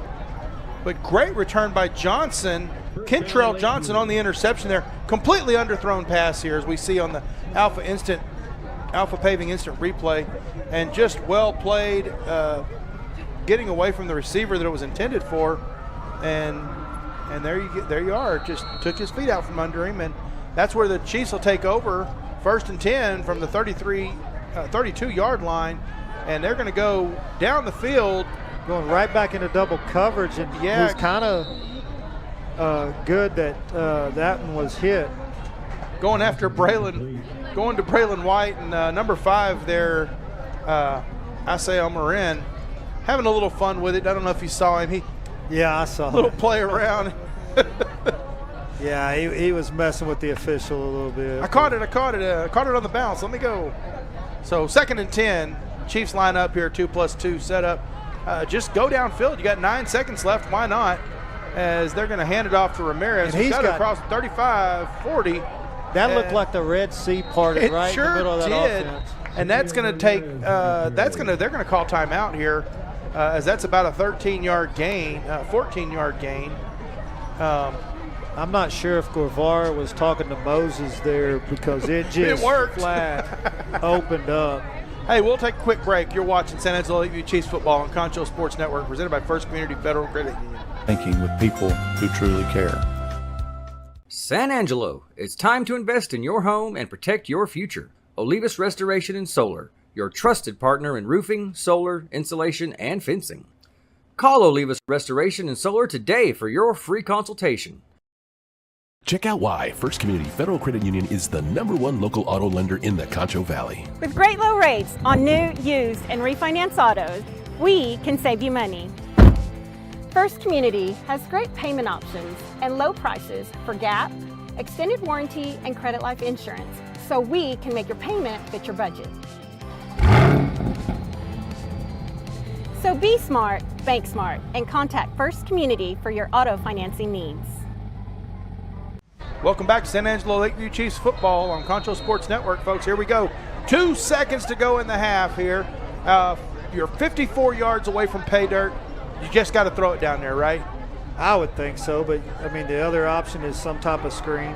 Alvizo's going to roll out to his right. He's going to get sacked for about a 5-yard loss. And that was Joby Rodriguez. Yeah, that'll end the half. So, folks, we're going to go to halftime. Your Chiefs lead 31-6. I'd call that a pretty good first half to open up homecoming. Oh, absolutely. I mean, they came out firing on every cylinder tonight to go up 19-0, like right immediately. Immediately. You know, and like I said, everything, special teams, defense, offense, were just clicking. Now, folks, we're going to take a quick break. We're going to try to come back and hopefully have the Scholar Athlete of the Week and the bands. So stay with us. You're watching San Angelo Lakeview Chiefs football on Concho Sports Network, presented by First Community Federal Credit Union.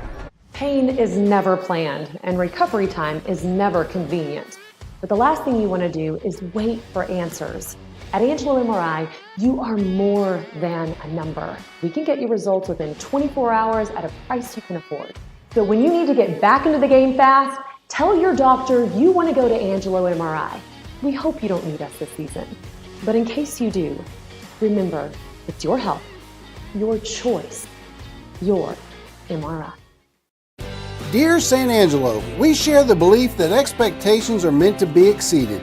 You think a pat on the back and trust should be earned. You admire those who always do their best and bring out the best in others. You believe we should always help our neighbor. You have a history of embracing excellence and professionalism. You feel the way we treat each other reflects our community's character. We are proud to say, San Angelo, you are our hometown. Would you like a time-lapse of your construction project? Damon Bell Photography and Drone Services. Need to check your roof for hail damage but don't want to climb up that rickety ladder? Perhaps you're selling property. We also cover sports and weddings. Damon Bell Photography and Drone Services. San Angelo, it's time to invest in your home and protect your future. Olivas Restoration and Solar, your trusted partner in roofing, solar, insulation, and fencing. Call Olivas Restoration and Solar today for your free consultation. When having a truck is essential, you should drive a Tundra from Mitchell Toyota. A Toyota Tundra is a formidable combination of power, space, and technology. Plus, it's a great-looking truck. Mitchell Toyota, where we put the deal back in dealership. At Schertz Landscape, we care about the quality of trees that you put in your landscape. Therefore, we grow our trees here locally in the Concho Valley. As a certified arborist, I not only care about the quality of your tree being planted, but I am also qualified as a tree risk assessor. I can evaluate the health of an older tree or the risk that it may have to you and your property. Come see us at Schertz Landscape, where we care about the quality of your trees. All right, folks, welcome back to San Angelo Lakeview Chiefs football on Concho Sports Network, presented by First Community Federal Credit Union. And with me tonight is your volleyball student athlete of the week, senior Skyland Carroll. Skyland, welcome to the show. Thank you. Now, you're a volleyball player, Yes. but currently you're not able to play. Yes. Got a little bit of an injury. What's going on there? My ankle, I twisted. Oh, that's never fun. That's never fun. And you're in district play right now. Yes. That's a tough time. But listen, I got some notes here on you, and what I'm told is you are still a huge supporter of that team, even from the bench. Yeah. Now, you've played with this team, what, the last 4 years? Yes, I have. Okay. What has been the, as a fourth-year player, I'm guessing you have some type of leadership role on the team. So, being injured, how do you take that and change the way you help lead the other players on the team? I don't know. I just be there for them, and like if they need help, I just stay there to help them. Like yeah. They love me. I don't know why though. They've got no help. Oh, they love you because you're a great person. I can already tell that. So we got you on the camera here, folks. Do y'all see this mom here? It's homecoming here, and are you having a great time at homecoming? Yes. You having a good time seeing the Yes. Chiefs lead right now? But this thing is huge. Even got a little bear in the middle of it. I love that. That is great. I love that. You know, they say go big or go home, right? Yes. Everything's bigger in Texas. So currently injured, but you're leading from the bench. Coaches say you're doing a great job, say you're a great young lady. I will tell you, they miss your blocks up front, though. Because you're a taller young lady. You play, I'm guessing you play a lot of front I'm actually line? really short. I just jump really high. You jump really high. Yeah. Well, okay, if you can't be tall, jump, right? What do you love about volleyball the most? I love the girls. I love like just being able to just be happy like doing it. Something that I love. Yeah. So did you know that I teach up at Lakeview? No. Yeah, I teach a dual credit class up there. I have one of your volleyball players, one of your volleyball seniors in one of my classes. Carmen? I do have her. I have been in there. You don't remember me now? I always seen you in a suit. Oh, yeah, well, I'm usually dressed up nice. Yeah. No, I get that. Now, you're a scholar athlete. You're a student athlete. Of course, the first word there is student. Yes. How much do your coaches preach about being a student first over an athlete? They preach a lot because they want you to put school first before sports. Okay. It's very important. So, what are some of your tougher courses you feel like that you're doing to prepare you for your next level? Physics.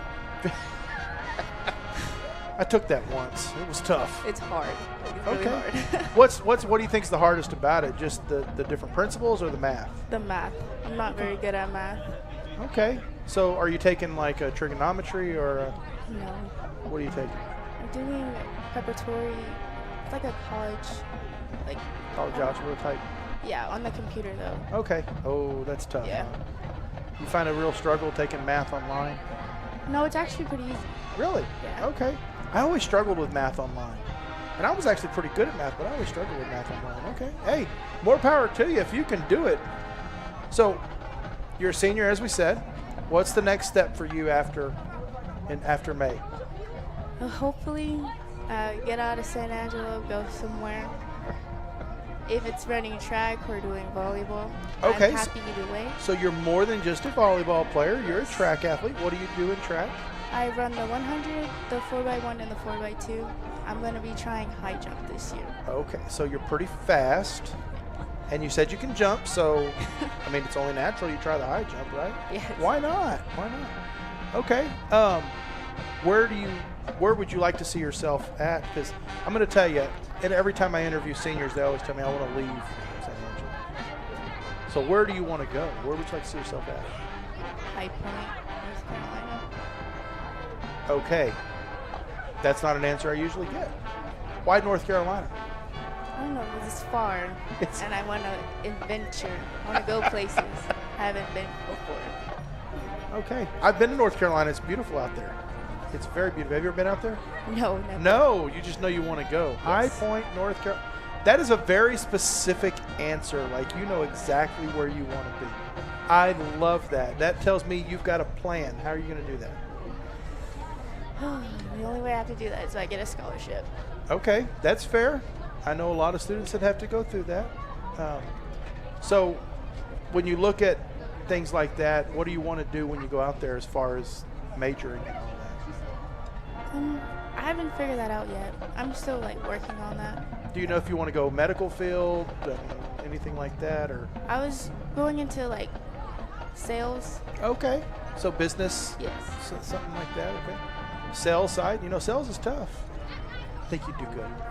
Thank you. I think you'll do good. Trying to think of something else that maybe I missed here. I will tell you, you were nominated by your coach, Miss Brown. And I want to tell you a few of the things she said, and tell me if you agree with these or not. Okay. They're going to be true. I know you're going to agree. Okay. Ready? She said you got the great attitude and a great personality. You agree with that? Yeah. I agree. Just talking to you here, you have great personality. Constantly cheering on your teammates with jokes and laughter. You've laughed the whole time you've been here. I love it. You can't deny that one. No. And always helpful and always supportive of your teammates. And over the last 4 years, you've maintained your coursework without fail, and just an athlete that she can count on no matter what. How does that make you feel when you hear that high praise from your coach like that? Happy, because I don't view myself like that at all. Really? Yeah. Why not? I don't know. I just have. I really don't know. That's okay. That's okay. Well, you need to know your coaches think very highly of you, and I know that. While we don't always have our plans laid out, you've got an idea. And that's okay if you don't know exactly where you want to go. That's okay. You'll figure it out. And you have the most beautiful mom I've seen all night, because just the little teddy bear alone with the little pink feather boa on him, that's great. Girl, I love that. That's awesome. Folks, that's been your Scholar Athlete of the Night. And just know, like I said, your coach said, they sure miss your blocks and attacks from the front row. They want you to get healthy. Get back out there. Go kill it. I want to see how well you do in the high jump this year. I want to see you jump this year. So I want you to just go out, do well, enjoy your senior year. Enjoy it. Okay? And then I hope you make it out to North Carolina. I think you'll love it out there. It's a beautiful place. So that's been your Scholar Athlete of the Week, Skylin Carroll, the volleyball team. And so, folks, when we come back, we'll have the Lakeview Band. Are you going to watch the band? Yes, my sister plays. Oh, you better watch the band then, huh? So, folks, stay with us. This is Lakeview Chiefs football on Concho Sports Network, presented by First Community Federal Credit Union. Cotton farming in the Concho Valley, that's risky business. Specializing in crop insurance and serving local family farmers for over 15 years, Oasis Crop Insurance understands those risks firsthand. That's why year in and year out, from the first seed you plant to the last boll you harvest, Oasis Crop Insurance is your risk management partner. Oasis Crop Insurance, service from paradise. At Texas Bank,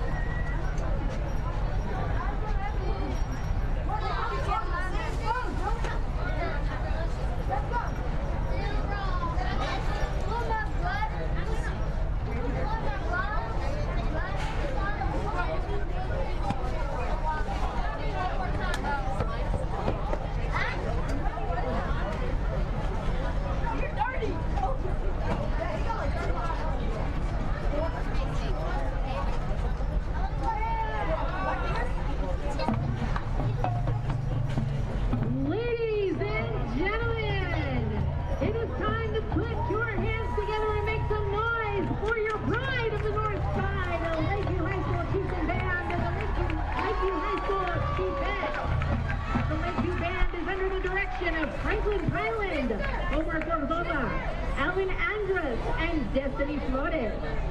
Color guard instructor is Dylan Atkins. Your drum majors are Elena Mata, Daniel Bennett, and Michael Lozano. The chief head directors are Kelly Cloud and Sonia Flores. Your 24-25 chief head officers are Captain Isabella Serrano, Captain Oksana Marquez, Lieutenant Abigail Martinez, Lieutenant Jordan Vicky, President Social Officer Kaylee Venla and Alina Reyes. Your chief head of the week is Vanessa Blanco. And now the chief vets will perform to I Like It.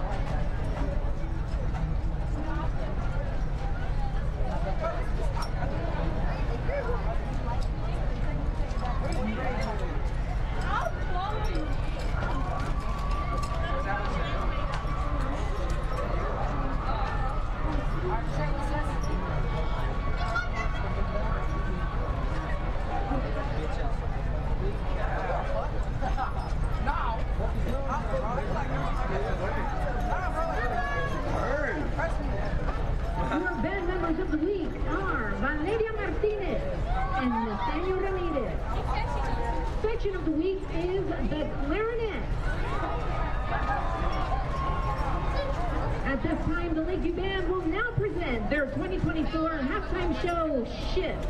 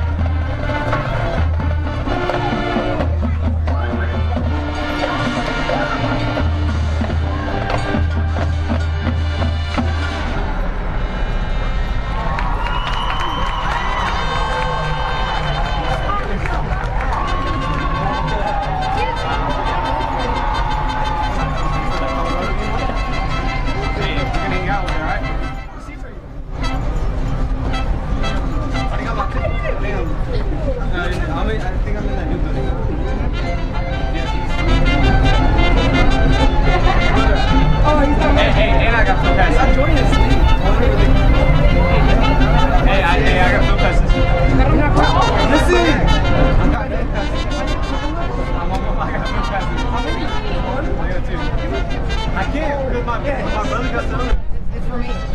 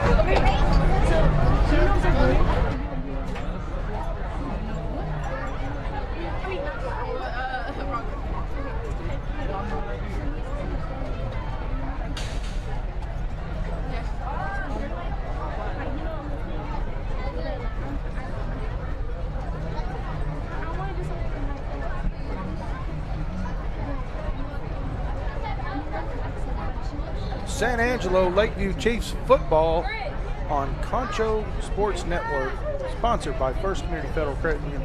Larry, we're up 31-6, about to have the second half here. Team's in the tunnel. What do the Chiefs need to do in this second half to walk out of here? Well, come out like they did the first quarter. Come out with the exact same intensity. You know, you walked in and really there wasn't a whole lot for them to work on. Right. You know, go in the turf room and make sure that your deep snaps and your gun snaps are where they need to be. Yeah, you've had a couple of those errors. But, man, there really wasn't a whole lot to talk about technique-wise for Lakeview other than, okay, those coaches get in there and they go, okay, well, what can Brownfield come at us with coming out? You know, and to me, that is getting more into a trip set, sprint to it.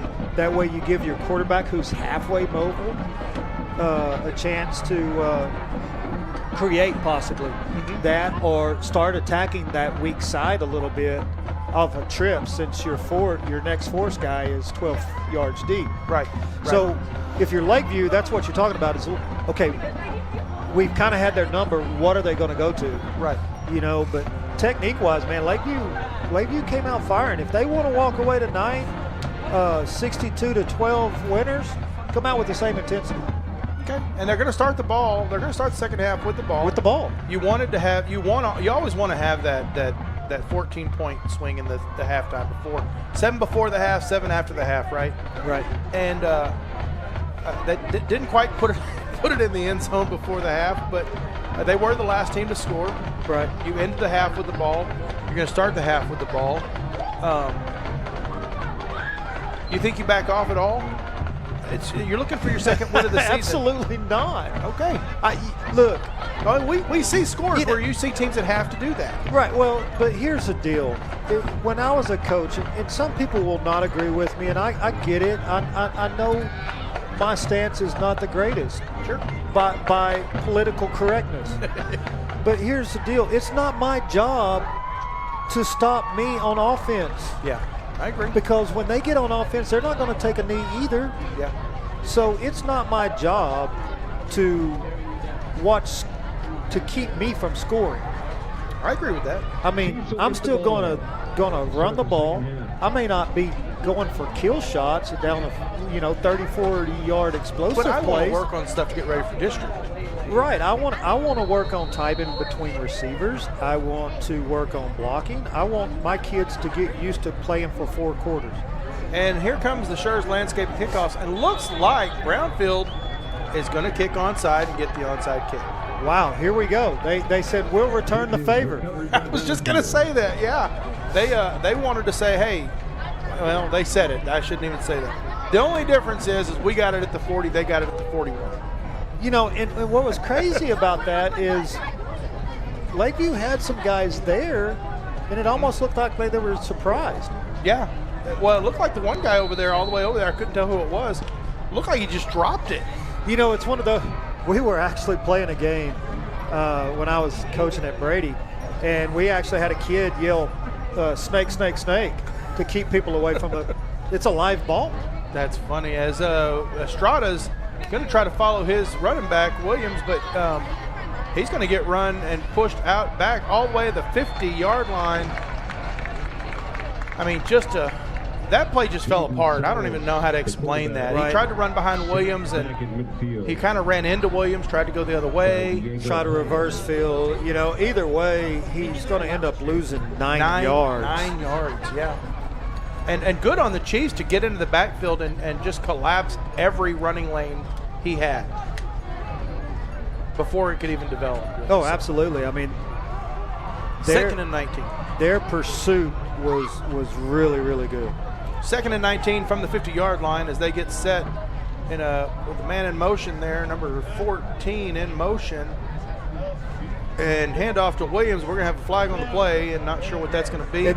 right there, you see what I was talking about earlier. They were in a trip set, and sure enough, went to the single receiver or to the tight end side for a gain of 9, but there's going to be a little laundry on the field, I do believe. Another Olivas restoration and solar penalty, and it looks like it's going to go against Brownfield as they're already backing up. Possibly. I got 500 on the other team. Really, a false start. I thought you would kill that early. Right.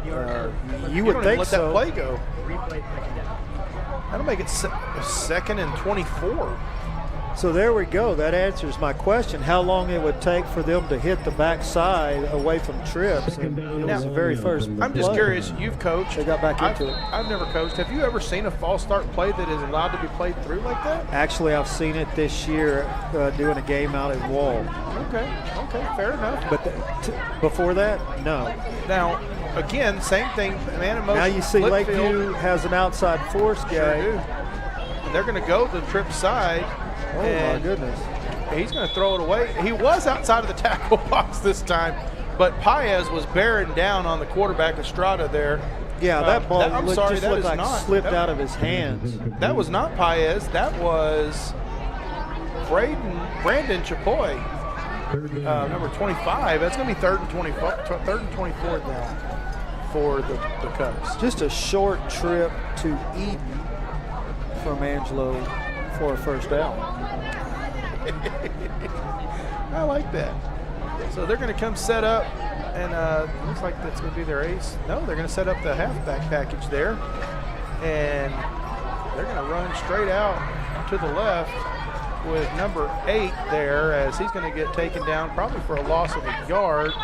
Number 8, that is Jaden Salas, and going to lose a yard. Going to be 4th and 25. Interesting. I just noticed that the side official was telling the clock to be moving. He was winding the clock over there. It sure looked like they went out of bounds, but I guess they did not. Or maybe forward progress, and he blew the whistle while they were still inbound. That could be. And so they're going to get the punt team out here, as Francisco Ramirez is going to be deep to receive the punt here. And the punt is off, and it is another short punt. And Ramirez is going to follow it back to the 6-yard line is where they're going to down this. Ramirez was close to touching it. Yes, he was playing a very dangerous game. One bad bounce off of an oblong object like a football, and you've got 2 Cubs right there ready to pounce on it. Just get away, young man. I know during the half we were looking at other scores as the Chiefs getting ready to take over 1st and 10 from their own 6-yard line here. And we'll have some score updates for you here throughout the second half as we get set, 3+1 set to the right for Alviso in the back. And Alviso hands it off to Ramirez, who gets across the 10. He's across the 20. He's going to get the first down and then some. He's going to cross 25, taken down the 27-yard line. 21-yard run there for Ramirez as we look at the Alpha Paving instant replay here. Yeah, once again, you just have an IZ, an inside zone, and he sees a crease, and he just goes with it. He just and then breaks the tackle like and then carries another. Yeah, looking like a little bit of a split there as Ramirez is going to be taking Francisco Ramirez. Going to take that pass out to the 34-yard line. Going to be 2nd and 4 after the 6-yard gain there. As they're moving, they're not even. This is no huddle. They're just moving up the field 3-1 to the right. Going to put Whitfield in motion. He's going to come in and around on the jet sweep and get run out of bounds. They're going to see where they mark him out of bounds at. They're going to mark him out of bounds 1 yard short of the first down, 3rd and 1. Right, and that was number 5 that kind of forced him out of bounds. Maureen from Brownfield, number 5, kind of kept him from getting the corner. Whitfield's had a little bit of success with that jet sweep there as he gets set in that 3-1 set over on the left side again. And Alviso steps up, gets rid of the ball really quickly, and to Braylon White, who's going to get the first down. He's across the 45. And he's going to end up getting about 11. Well, he's still going. Well, it depends on how long they let the scrum fight it out here. They're looks like they're gonna put him down at the I don't know where they're gonna put him down. I'm about to say there's nobody really with the mark down there. Yeah, that looks like the 47-yard line, so that can be about an 11-yard reception. Yeah, the side judge walking backwards had the spot. So they're gonna be 1st and 10 from their own 47. The trips to the right as Alviso gets the handoff and gives it to Ramirez, and he gives a little stutter step. He's going to lose a yard here, but he was very patient. He could have easily lost more than that. Oh, absolutely. You know, and really the play before that tunnel screen by Braylon White, he was very patient. You saw him take a step back to let the lineman clear so he could get behind him.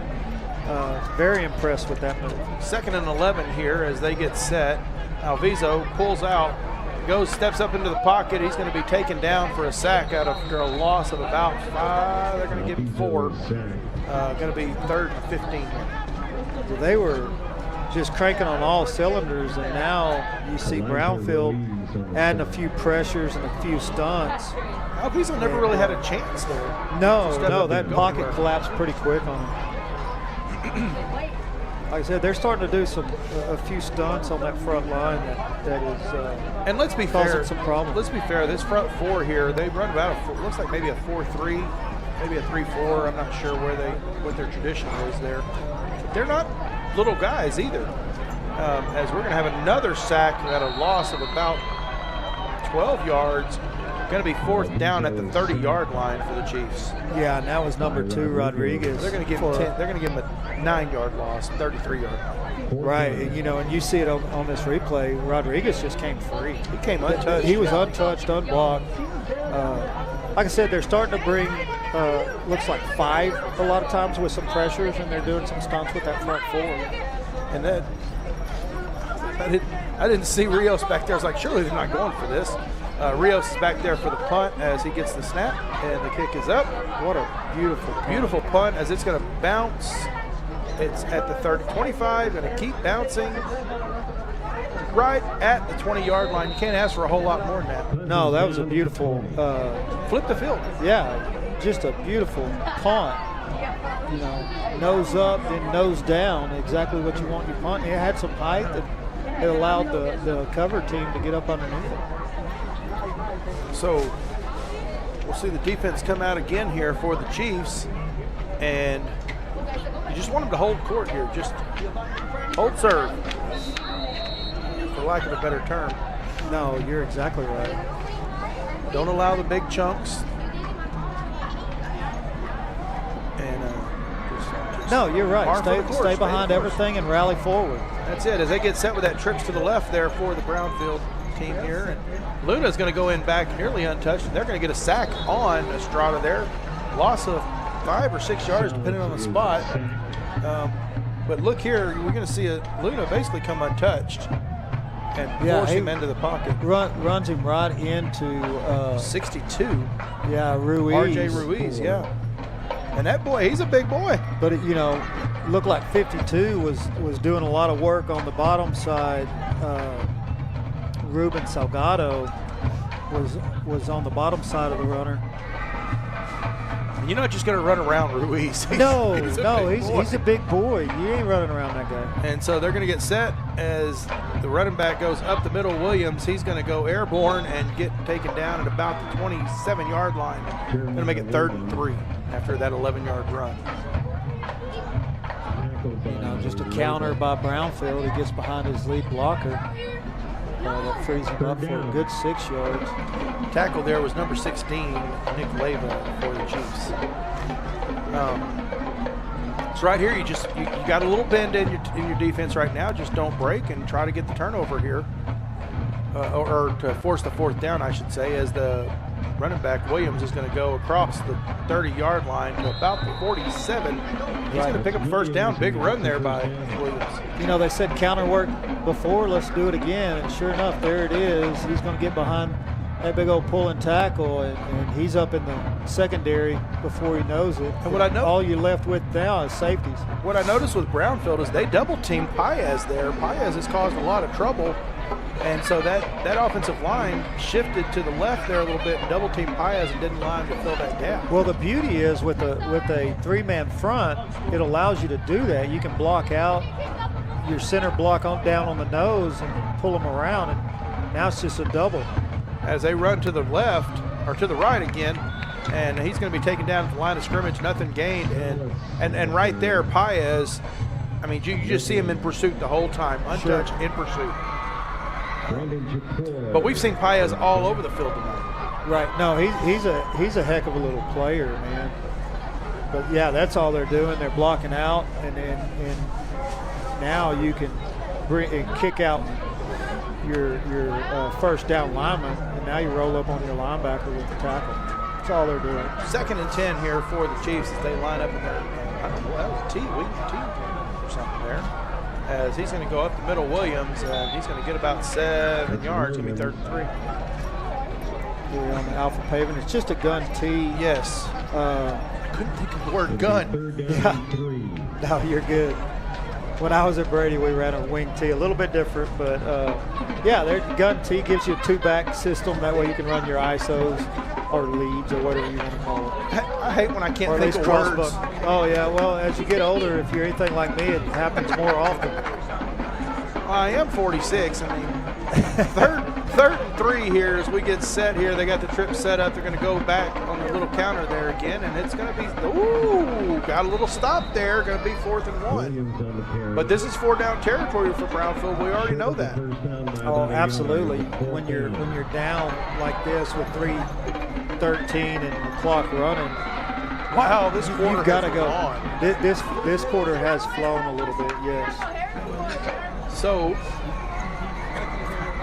I'm my email here. Can't find it. As they get set 4th and 1, you want to see a big stop here, get the turnover on downs if you can. And they're going to get set with that trips to the right. A little bit of a play call coming in late here with 8 seconds to go on the play clock there for Brownfield. And there's the snap, and they're going to go a little bubble screen, and he's going to trip. That's going to be a turnover on downs. He just tripped and fell. Wow. Just catch the ball and go forward, young man. And, I mean, I'm just wondering if just pull through it. Oh, he tripped over his own player. Wow, I'm surprised he just did not say, I need a yard. Let's go. I'm going to fall forward for a yard. My goodness. Well, either way, that's going to give the Chiefs the ball at their own 45-yard line. 1st and 10. They get set in the 2+2 set. Ramirez on the right-hand pocket of Alviso. I just say let's give a healthy dose of Ramirez here for a couple of chances. Oh, absolutely. And that's exactly what they're going to do as he goes across 45. He's going to get a couple yards. They're going to give him credit for 3. Going to be 2nd and 7. Yeah, no, for sure. Just keep going to the young man. He's had some strong yards tonight. A couple of big runs, a couple of big chunk runs, a couple of small chunks, a couple tackles. He's lost yardage on a couple, but not many. He's been pretty good about getting positive yardage most of his runs.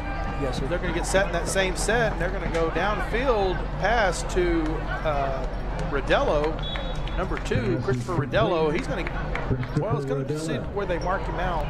You got to love that route combo. You know, you got to vert out. So, you know, you're allowing Braylon White to clear that area of the field out. And he's naturally going to have a step on that outside backer. Yeah. And it's amazing how you get a receiver like Braylon White and he just opens up for a receiver like Rodello to make a play like that for the first down. That's the beauty of this offense. It's all about concepts, and one time you're the man, and the next time you may not be. Now Vizo pulls the RPO, rolls out to his right, and is going to get takes it himself for about 8 yards. 2nd and 2. Good run by Alviso. Yeah, you'll see this on the Alpha replay. You're never going to hear me gripe about a quarterback that pulls the ball down and runs when he has that much green grass in front of him. When you got green, just go get the for sure yards. Yeah, oh no, I agree. And he did a great job there. Another 3+1 to the left there. And I'm an ex-receiver, so I get it. Alviso over to Francisco Ramirez. Oh, in and out of his hands. Probably lucky it didn't fall for an interception there. Thankfully it fell down for an incomplete pass. 3rd. I'm going to go out on a limb and say you don't see that from Francisco Ramirez very often. Do we have laundry on the field? They're talking. I did not see any laundry. Well, the last time this happened tonight that we didn't see any laundry, but they had a talk on the field, it was a sideline warning. Whitehead's going to call a holding. Oh, there was a flag at the 37-yard line. So that's going to be 2nd and 12 after the Olivas restoration and solar penalty. 10-yard penalty there, going to make it 2nd and 12. Try that again. I kind of like the 2nd and 12 over the 3rd and 2, honestly. You'd be the first person that I've ever known that said that. I like the extra down. I like the extra down because when they've had long yardage like that, they've done well with it. They have. I don't mean to be laughing at you. No, I get it. And I understand. I mean, 2 yards versus 12, I get that. But they've had a habit of doing well on those long yardage plays. I kind of like that. I'd rather have the extra down back. As there's a jet sweep to Whitfield as he's going to get around across the 50, and he's still going. Well, he's going to step out of bounds there.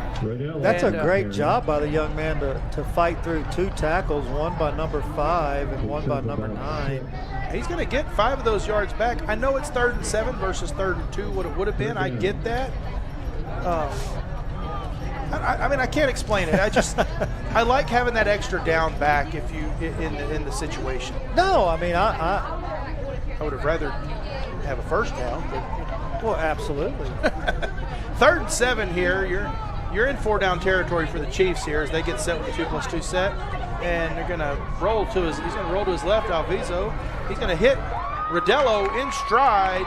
And he's going to be knocked out of bounds at about the 26-yard line. And that's exactly what I'm talking about. Those long situations, they have done really well. 3rd and 7, they hit about 18 yards. Right. I understood what you were saying. But I understand it's also an unpopular decision, too. It very much so. You know, you give me 2 yards, I think we can fall forward for 2 yards. Yeah, it's a different playbook. Yeah, absolutely. Sure. 1st and 10 from the 26-yard line here as the Chiefs get the play call in, 3-1 to the right. Ramirez on the left-hand pocket, going to put Rodello in motion and going to hit Braylon White there, going to tell him to take care of business. He's all folks, by himself. That is not Braylon White. That's number 4, I do believe. Number 4 would. Either way, touchdown, Chiefs! 26-yard connection. It is Braylon White. It is Braylon White. They just handed the ball to him, 26-yard Alviso to White, and said, here, do what you do best, and he just split the defenders and went straight up the field. I mean, it was impressive. All it was a slip screen, and there was just one block that needed to be had, and the second receiver accomplished it well. And more out of that swinging gate, and no. That right there is what I was talking about earlier on. You want to see if there's 2 people on each side for possible pitch or possible just OZ. And and the ball hit the ground. Either way, 37-6, up by 31, 51 seconds to go here in the 4th quarter. Stay with us. You're watching San Angelo Lakeview Chiefs football on Concho Sports Network, presented by First Community Federal Credit Union. At Texas Bank, we believe in the power of relationships. Our roots are our customers, the lifeblood of our business. We're more than just a bank. We're your trusted financial partner, committed to building lasting connections and providing personalized service that exceeds your expectations. From helping you achieve your financial goals to supporting you through life's changes, we're here for you every step of the way. Experience the difference of banking with people who truly care. Welcome back to San Angelo Lakeview Chiefs football on Concho Sports Network, presented by First Community Federal Credit Union. Larry, I am still in awe of that 26-yard play, Alviso to White. I thought White did such a great job of yards after the carry to get that touchdown. Oh, absolutely. Just found where the hole was. You know, and give credit to that inside receiver for making that one out block on that corner. Oh, absolutely. You know, and now it allows White to be a little elusive, use his speed. I mean, there was a big old hole there. Let's attack it. Get it. And run by or through a safety, right? With somebody like Braylon White, as big as he is, I'll take that matchup. As the Schurz landscape kickoff is going to go into the end zone. And there is the Rios kicks we're used to seeing. That's going to come out to the 25-yard line. That's where the Cubs will take over 1st and 10 from their own 25-yard line. Rios has done a pretty good job all night long. I mean, I know that last pitch, people will go, well, what about that? But other than that, I've thought he's had a pretty solid game. I thought he's had a great game. He's got a touchdown on the game. He's kicked well. He's had an onside kick recovered.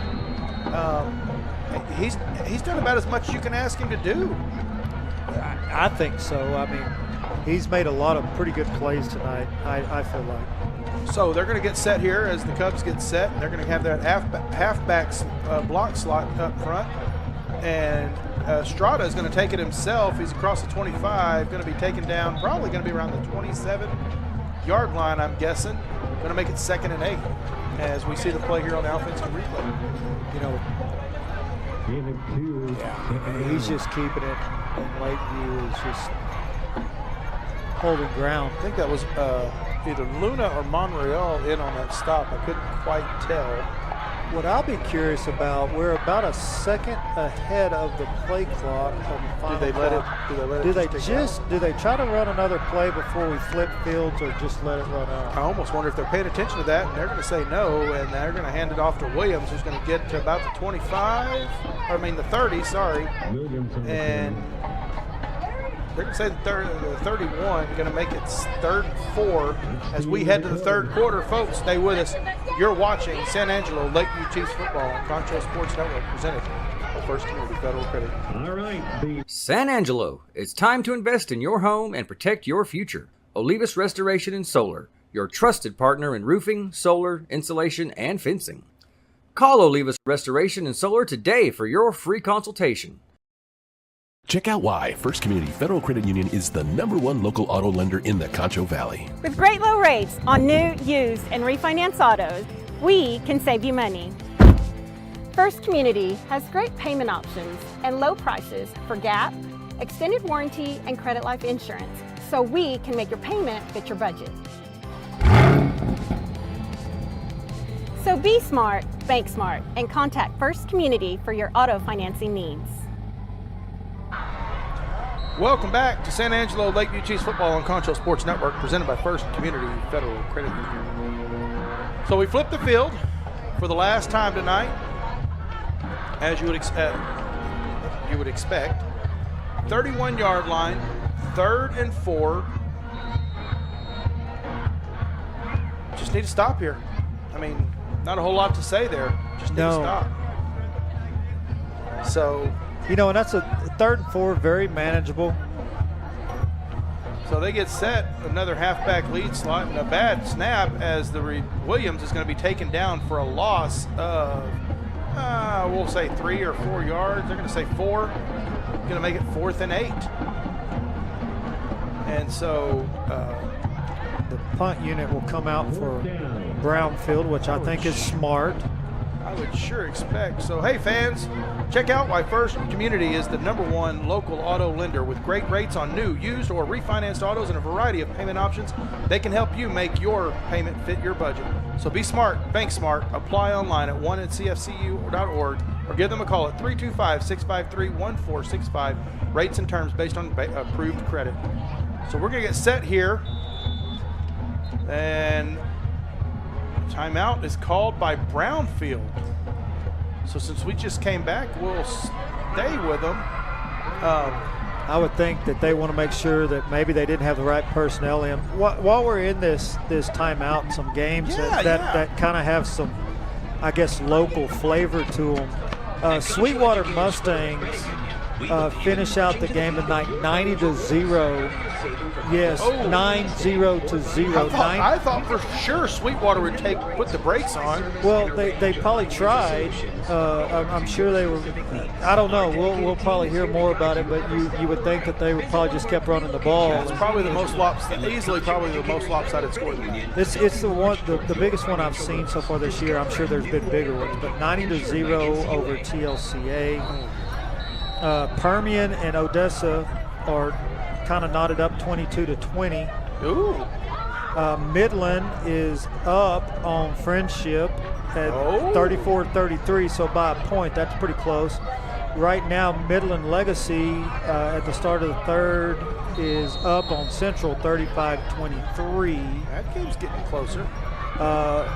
Here's a kind of an important one for that District 4-3A. I think it's 4-3A. That punt is blocked. That is a block punt, and they're smart to just let it go. They'll down it right there at that the punt is going to net 12 yards. But this is a kind of a big game in that Wall, Grape Creek, Cahoma, Merkel, Stanton district. Grape Creek is beating Cahoma right now 28-20 with 2:35 left in the fourth. Ooh, that could be that's one to watch. That could get interesting. You know, and in that district right now, Wall is beating Merkel 48-7. That's kind of, I think, expected there. Yeah, I don't think too many people thought that Wall would lose that game. I think people would we're kind of expecting to be more like the 90-0, but Merkel's making it a contest. Lakeview takes over at the 38-yard line, handoff to Ramirez, who's going to rumble for, what's that, 18 yards to the 20-yard line. Great run as we look at here on the Alpha Paving Instant replay here. Just found a hole, and as you've said all night, he found a hole and stuck with it. Well, they pull that guard, and look at the size of that hole. I mean, it's huge, yeah. And then he just tried to split two of them, and then one of them just kind of kept him. I drove my go-kart when I was a kid into tighter holes between trees than that. 1st and 10 from the 20-yard line for the Lakeview Chiefs. 10:27 and counting to go here in the fourth quarter, and now that is Rios in at quarterback as he takes it himself. Touchdown! Chiefs! 20-yard scamper by Isaiah Rios. I can count 3 times he should have been tackled. Oh yeah, I mean, but you're gonna notice when we go to the replay just how elusive this young man is. He got away from everybody, and then we're gonna get. We got a replay, Alpha Paving replay of the celebration. The celebration. You know, I would have loved to see some type of dance. So maybe Rios can work on that over the week. Another swing engage snap, and we're gonna flip it out to. Who is this? That's going to be to Esparza, but he's not going to make it. Rios flips it out to Esparza again. Esparza does not make it. That's going to end it. That play is no good on the extra point try. 43-6, 10-16 to go here in the fourth quarter. But no, you're absolutely right. How did they not hit him? I mean, no, they did hit him. There it is. They did hit him.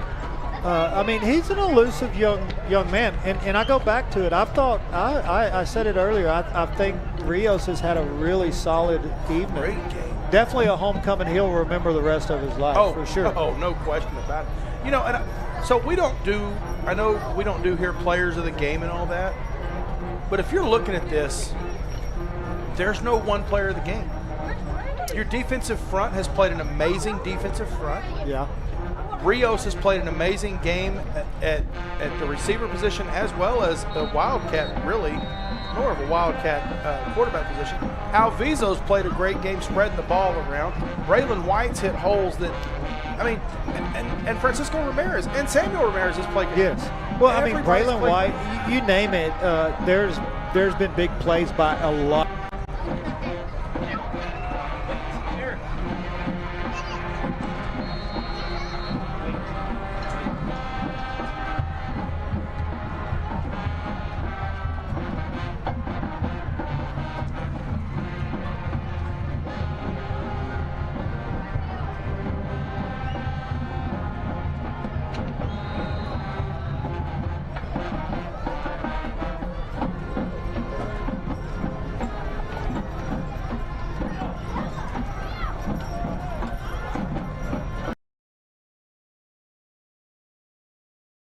And then he, like you said, he just kind of went, nah, never mind. No, that was a smart And it was coming in fast. Yeah, no, that was the right decision for sure.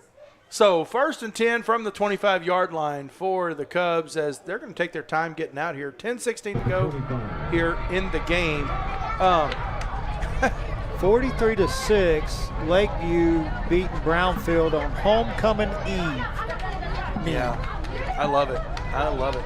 And, you know, we all know Lakeview had a rough year last year, going 1-9 and first round exit in the playoffs. For these seniors, they're going to double their win total tonight from last year, and that's on homecoming. That's got to be special, as the Cubs are going to run around the right end with Williams. He's going to probably get a yard, make it 2nd and 9. Right. Well, I mean, homecoming to me is all about a legacy anyway, and it's the people that have paved that road that you're now getting to walk on. Mm-hmm. And to me, it was more about honoring them and securing my place in it. Yes. So for these guys tonight, what a great feeling to play the game that they've played tonight.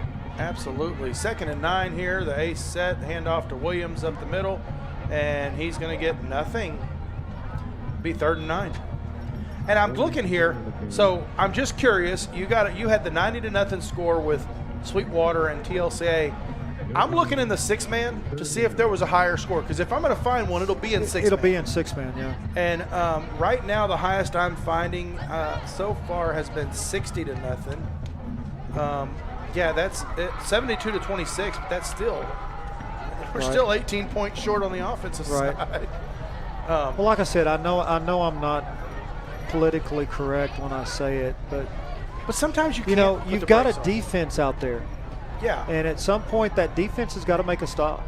As Estrada's going to roll to his left and throw a pass that's going to go incomplete, that's going to make it 4th and 9. I'm looking in Division 1. And Francisco Ramirez, man, he was coming down on that pass now. So even if he catches it, he's going to say hello. Yeah, I got a 68-0.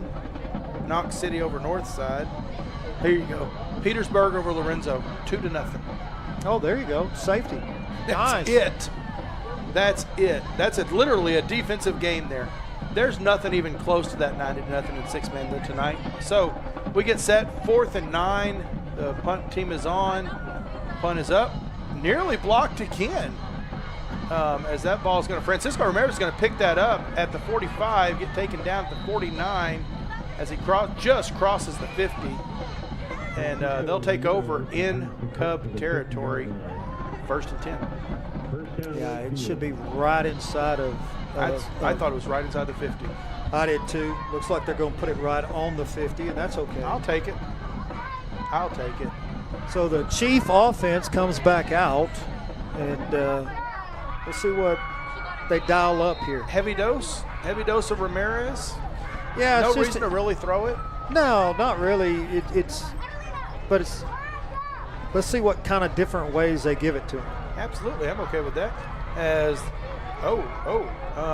think that's not one of them you want. Okay, here's my question. Were Alviso and Ramirez fighting over who gets to take it? Because that's what it looked like, because the defenders arrived at the same time. I'm about to say, I think the defenders, they got penetration and they were there. On the instant replay, maybe we get to see 65's sack dance here. But he's got them both. He missed it on the replay. He had his own little dance going when he got up, though. It was pretty good. Isaiah Rios takes that up 7 yards for, that'll be 3rd and 8 here. He was roping the wind dance, man. Kind of like you used to do with your stick horse. Yes. You had your fake rope and you were bouncing up and down with the stick horse. Man, it was awesome. I'm going back to childhood. Go-karts and you're having a good time horses tonight, Larry. Yeah. 3rd and 8 here for the Chiefs as Alviso steps back, goes up. Oh my goodness, that's going to be picked off. That is not what he wanted. It just slipped out of his hands. Okay, I was going to say what happened here, because that ball looked like it just was just. Well, it looked like one of those fireworks that go up in the air when those little small arrows. Oh, his hand went faster than the ball did. Yeah, it just slipped out of his hand and looked like one of those little orbits that spins and shoots all the sparks out. That's one of those plays that I'm surprised he intercepted it. He probably would have thought it was hot mama and he just get away from it. We're going to have so much fun next week, aren't we? 7:21 to go. Take over the 46-yard line for the Cubs. I mean, now I'm having throwbacks to my youth and fireworks. And don't grab that one, boy. Oh, goodness gracious. The Red Ryder BB gun's probably coming up. This might be the second completed pass of the night for the Cubs as they get about 8 yards, 7 yards. You know, and Francisco Rivera is there to make that tackle, but not until he has made a little bit of yardage. Well, the Cubs get reset there. Hey, Chiefs fans, we want to let you know that if you're in the market for a new car or truck, go see the folks at Mitchell Mitchell Automotive Group. That's Mitchell Toyota on Knickerbocker Road and Mitchell Buick GMC on Sherwood Way. 40-yard line, 2nd and 4 for the Cubs as they come out. And handoff up to Williams, who's going to get hit at the line, but he's going to get up back to the line of scrimmage. They're going to say a loss of 1, it looks like. Once again, that looks like Paez over there. Yeah, he has just been all over that field, hadn't he? Yeah, that was Paez, and once again, Rivera coming up from that safety position. And there's and right there's another one. If you're looking at players of the game, Paez. Yeah, defensively, he has been everywhere, man. You know, and Alviso with his passing tonight and an interception. Right. I mean, he's just Alviso on both sides of the ball. I've been impressed with that young man. Great tackles, like just a bunch of stuff. Well, I mean, from the very get-go, he deflected one pass. And Brownfield's going to take a timeout. Coach does not look happy over there as he's yelling right off the sideline. Looks like someone is maybe lined up wrong or something. If you're Brownfield right now, are you just trying to, you're going into district play next week, you're just trying to put points on the board to save face, or what do you think? Well, look. You know you're not going to win this game at 5 minutes to go. No, you probably won't. The statistically, you probably won't. But you're still a competitor, man. Oh, no, I agree. So if you're a competitor, man, it's still about putting points on the board and ending the thing the right way. Sure. Right? Sure. Doing it with character, doing it physically. You know, if points come, but do things the right way. And I will say, after the last couple games, Lakeview's had a couple of games where the opponents have seemed like they've been, I don't want to say dirty, but not been nice. Gotcha. Late hits, a lot of penalties, things like that. A lot of personal letting their frustrations come out. It's good to see a game where that's not occurring. Right. And Paez got back in that backfield really quick, and Estrada's run out of bounds, well short of the first down. Then another Paez defensive play. But it's good to see a game where the teams they're cordial with each other. I mean, I know we had a personal foul somewhere. We don't know what it was. Right. We know we probably had a late hit out of bounds, but those are just things that happen in the course of the game. Well, it's one of those things. It's one thing to be competitive. It's one thing to be physical. It's another thing to be backhanded. Yes, there's a good word for it, backhanded. And tonight we hadn't seen that. We've seen two teams go at each other. You know, and really, both teams right now, it's about doing things right, finishing the game the way it should be, the way this game was meant to be played. Yes. Be disciplined, be physical, and let things happen the way they happen, but do things the right way. Oh, and I couldn't agree with you more. As that play they flush Estrada out. He's going to get about a 3-yard gain, but that's not enough. Chiefs will take over on downs at their own 39-yard line, 1st and 10. No, and I agree, and the. I'm not sure who that is out there jumping up and down. They're not happy about something. I think they're missing a player. Yeah, there we go. Oh, they're missing one of the linemen. The tackle was missing the guard. He's like, hey, where's my homie at? So they're going to get set, handoff to Ramirez. He's going to get a little bit of a hole there and make a little something out of it. And he's going to get about 9 yards. It's going to be 2nd and 1, about 2nd and inches. I mean, he's all about blocking, but he didn't want to take on everybody by himself. I need a little help here, man. Jumping up and down, that was 52, Ruben Soldado. You know, but what you don't like if you're Lakeview, that's Samuel Ramirez that on that tackle kind of it wasn't a total hip drop tackle, but he was pulled down from the back, and it looked like his ankle came up underneath that. Oh. We'll see it here on the Alpha Paving instant replay. It didn't look like they marked it as a first great, down once yardage. again, another great cut, but you see right there, he just falls down, and that ankle kind of goes sideways on him. And I'm going to be honest, I think the officials tonight have done a great job, but I think they might have been a little generous on that spot. Very possible. I thought it was down about a yard short of that, personally. But I'll take it. Don't get me wrong. Yeah, I will doubt. take it. But he did look like he was about a yard short when he went down. And this is a young man. If you're Lakeview, you do not want to see anything serious, especially not with 5:18 to go. And so looks like they're going to get him up now, and just let him go rest. That's Francisco Ramirez down. No, that's Samuel. Sorry, Samuel. The way he's leaning, it looks like a 1. But yeah, I don't even hand him the ball the rest of the game.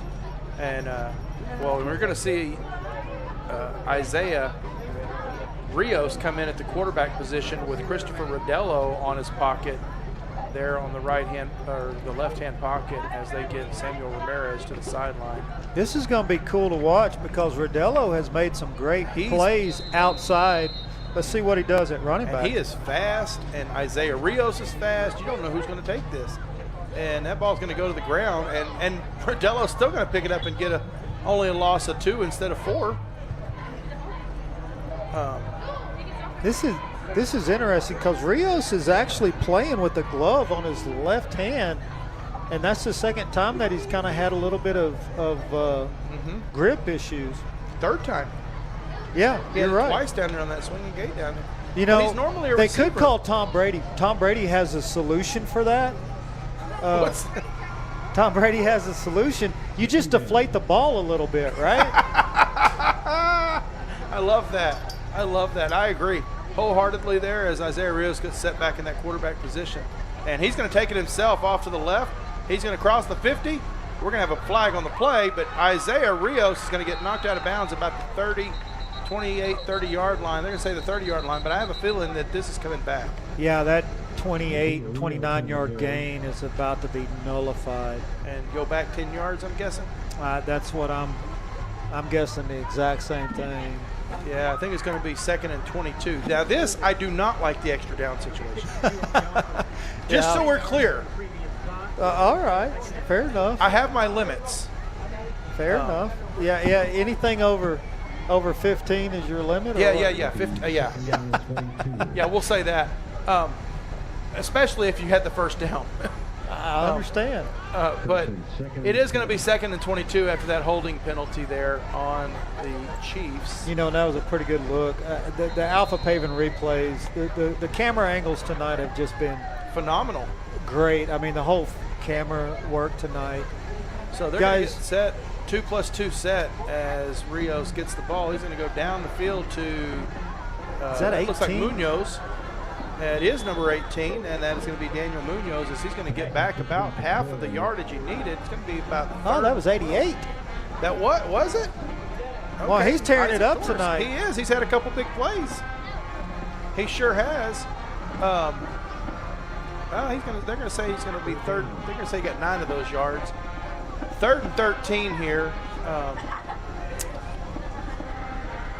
So let's see here. Rios gets set. He's got Rodello on his right-hand pocket now. I like the curl wheel right now, to be honest with you. I wouldn't be surprised. Well, I guess not then. As they hit Whitfield upfield for about 12 yards. It's going to be just shy by 2 yards. Yeah. 4th and 2. So now Lakeview's got something that they've got to figure out. Do they punt it on 4th and 2? It doesn't look like it. Looks like they're going to go for it. I say go for it. You're at the 44 or 43. You need the 41. If you don't get it, you still got them in their own territory. I'm going to sound stupid when I say this, but I wouldn't be opposed with working on killing the ball inside the 10 on the punt. That's fair. I don't hate that either. But I think he's going to be short on the slide about a yard. He slid it about a yard too early. and that's going to be a turnover on downs at the 42-yard line. Brownfield will take over. No, I don't hate that idea, actually, Larry. You got parts of your game that you want to work on, but you know what? We'll talk about that when we come back, because there's a down Brownfield player, so stay with us. You're watching San Angelo Lakeview Chiefs football on Concho Sports Network, presented by First Community Federal Credit Union.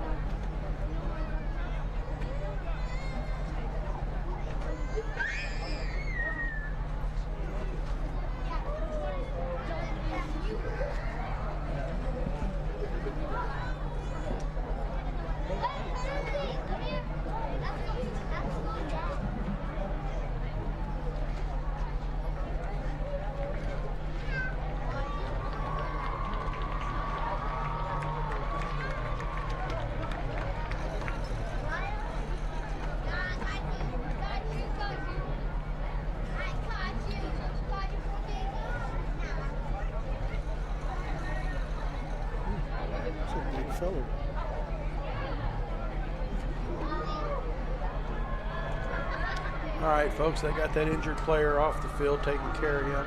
We wish him all the best. Hopefully it's nothing serious. Didn't really see what happened there. It looked like one of their linemen or something, maybe. I'm not sure. But either way, Brownfield's going to take the ball at the 42, 1st and 10. Handoff to Williams up the middle. He's going to rumble. I mean, a true rumble right there for 5 yards. Right, he makes one little cutback, and then he just fights through some blocks and carries a couple people with him for another 3 or 4 yards. Look at here at the instant replay, sponsored by Once again, just an inside zone. He makes that cut back in, and then he just drags him along. Yeah, drug him for a good 3 yards there. Yeah, we used to have a Pekingese dog that used to bite my pants leg, and I would drag him along too. 2nd down and 4 as new running back. He's going to get stuffed at the 50-yard line. I hope we get to see the instant replay on this. That is running back there is number 14, Braden Luther.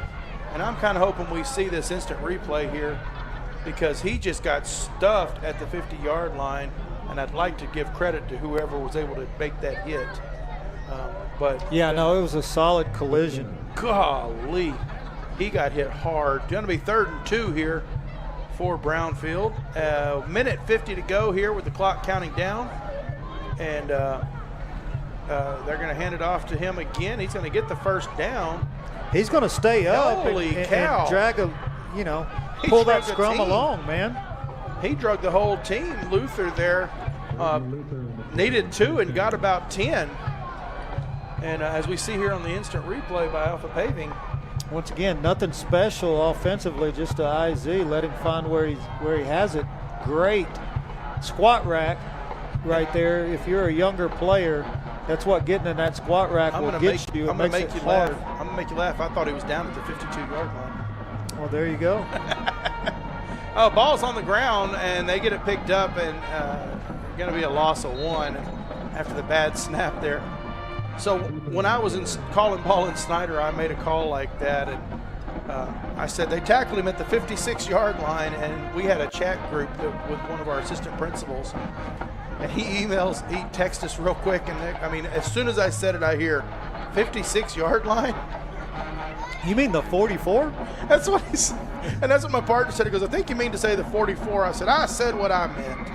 41-yard line, 2nd and 11 here, 36 seconds to go. Handoff to Luther again as he's going to go for, they're going to stop him at the 40, going to get 1 back. 28 seconds and counting, and by the time they reset this ball, we will be inside the clock.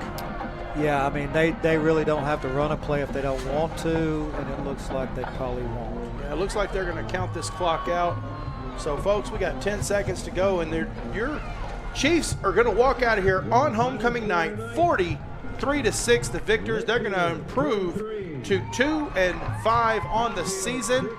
The Brownfield Cubs will go home 0-7 as they get ready to start their district season. We will get ready to start our district season as we will be on a bye week for Lakeview next week.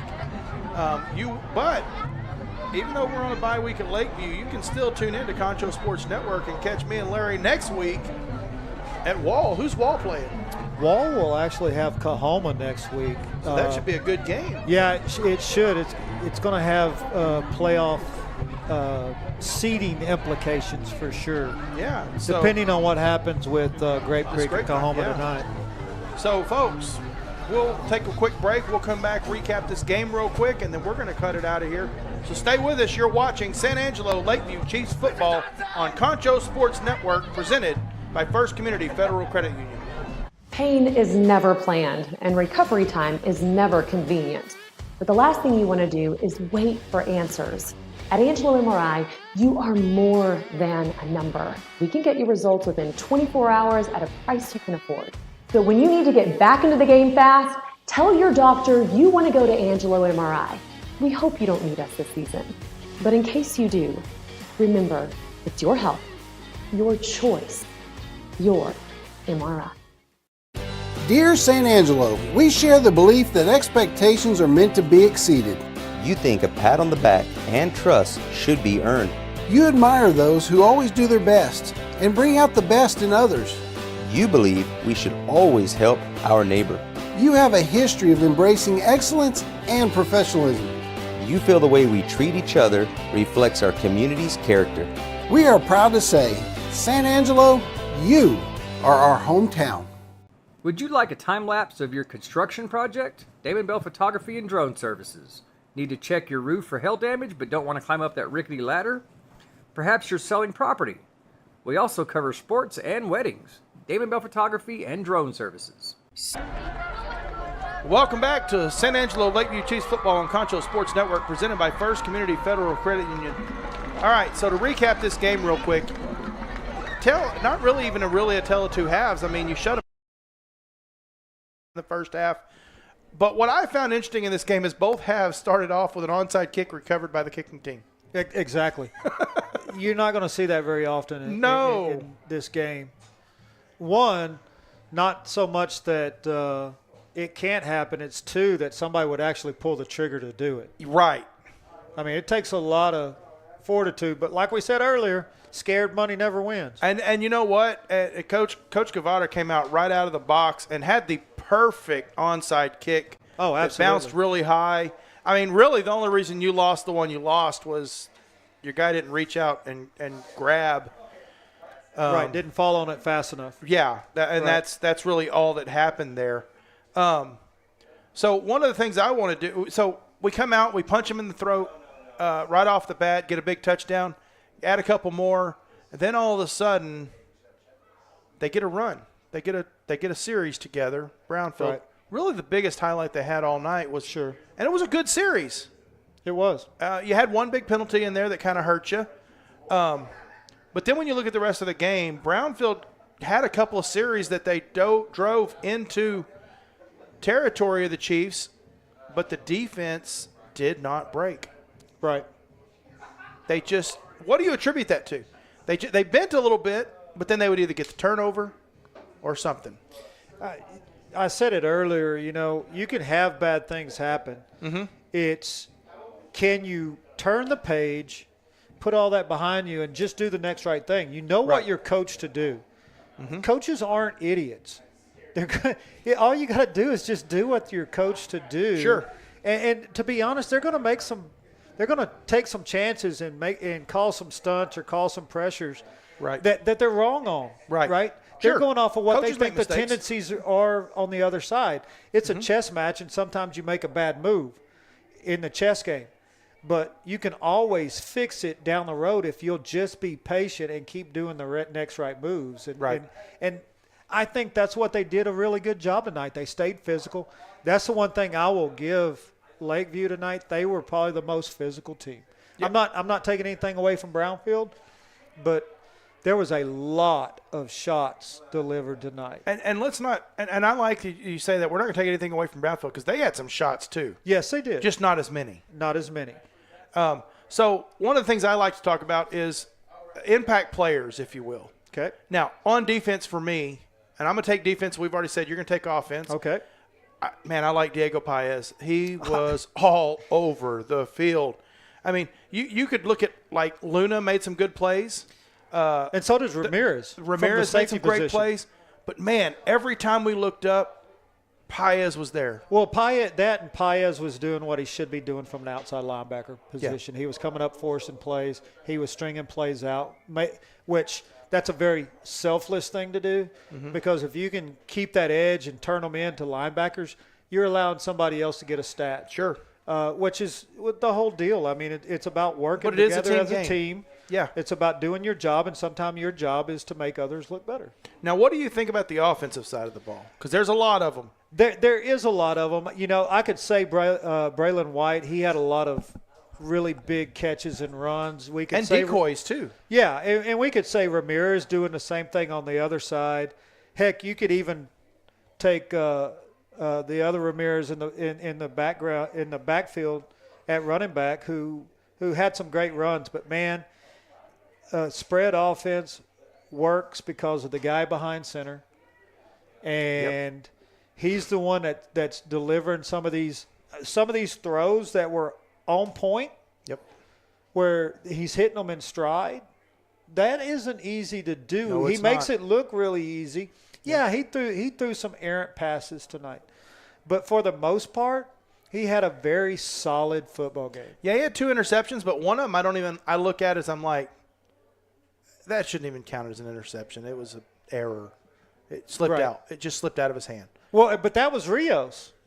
Oh, that what? No, that was Alviso. It might have been. That was Alviso. But it really, just slipped out. The only one that I thought that was purely on him, he'll want back, and that's that one that he's throwing out of the end zone that was called along the sideline. Alviso is my impact player because he ran the offense well. Like I said, I've been impressed with the young man, and he did it while playing defense as well. Yes. Now, I'm going to ask you this question just to see what you say. If all you had to judge him off of was tonight's game, would you have ever thought he is just a sophomore? No. I feel like it looks like he's been running this offense for 3 years. Right. No, he was a very poised young man. Now, I'll also give credit to that offensive line because he's pretty clean tonight. Yeah. He got hit a couple times. And it broke down at times when they brought some stunts. And one of those, most of the part, they kept him pretty clean. He got hit a couple times tonight, but I'll say one of them was his fault. Probably, yeah. Yeah. There was another one that the line just someone got through clean and got him. The other one was his fault. He stepped into a pocket where he shouldn't have stepped. Probably should have rolled out or something. He tried to make something that wasn't there, and it just didn't work out for him. No, he looks really good as a sophomore. Yeah. He's only going to get better. He's only going to make – the more he sees, the more the game slows down, the less that he's going to feel like he has to take chances that may not be smart chances. Yeah. I really look forward to, I'm looking forward to see what they do in district play as they're going to have an off week, bye week next week, and then they'll enter district play right here at home. But next year, when you start looking forward to next year and you look at the juniors that'll be seniors next year, I think it's going to be real interesting, regardless of what happens this year, how Alviso and Braylon White as a connection next year, because Braylon White will be the senior receiver on that core. It could get real interesting. Well, the big thing for them right now is honor the seniors that are Absolutely. there. And then when this season's over, you take responsibility of the offseason, not the coaches. You two take responsibility of that offseason. Make sure your linemen are there. Make sure your freshmen, sophomores, and because their line's juniors pretty and young seniors too. Are all there. Yeah, their line. It's got to be on you at that point. Yeah, and your line's pretty. You got a young line. You have a line that's getting reps. But man, I think this district season they're about to roll into, I think it could get real interesting. Yeah, it could. I think I said this last week. The only team in the district that looks like they've got a shot at winning district is nobody. Right. All 4 teams look like they could get it. I agree. will say, looking at the district teams, I don't have a score. We didn't find a score for Andrews at all, and we didn't find a score for Pecos. But Fort Stockton took a loss to Seminole, 62-17. Wow. That's the only score we got out of the district. So, either way, I don't know, Larry. What do you think? We think we should wrap this up? I think so, man. Hey, I say let's go party. Let's let them go party. I love that. So, folks, that's going to wrap it up for tonight. Your Chiefs walk away 43-6 winners. And what am I looking at here? Ooh. Shallow water over Pecos 57-6. 57-6. Wow. Okay, yeah. So there's been some weird things looking at like this team beat that team and then got beat by this team, and just some weird things in this district. It's going to be a very interesting district season. The party starts in 2 weeks for us. So, folks, we'll see you in 2 weeks here. Larry and I will see you next week down in Wall. Should be a lot of fun, folks. Until then,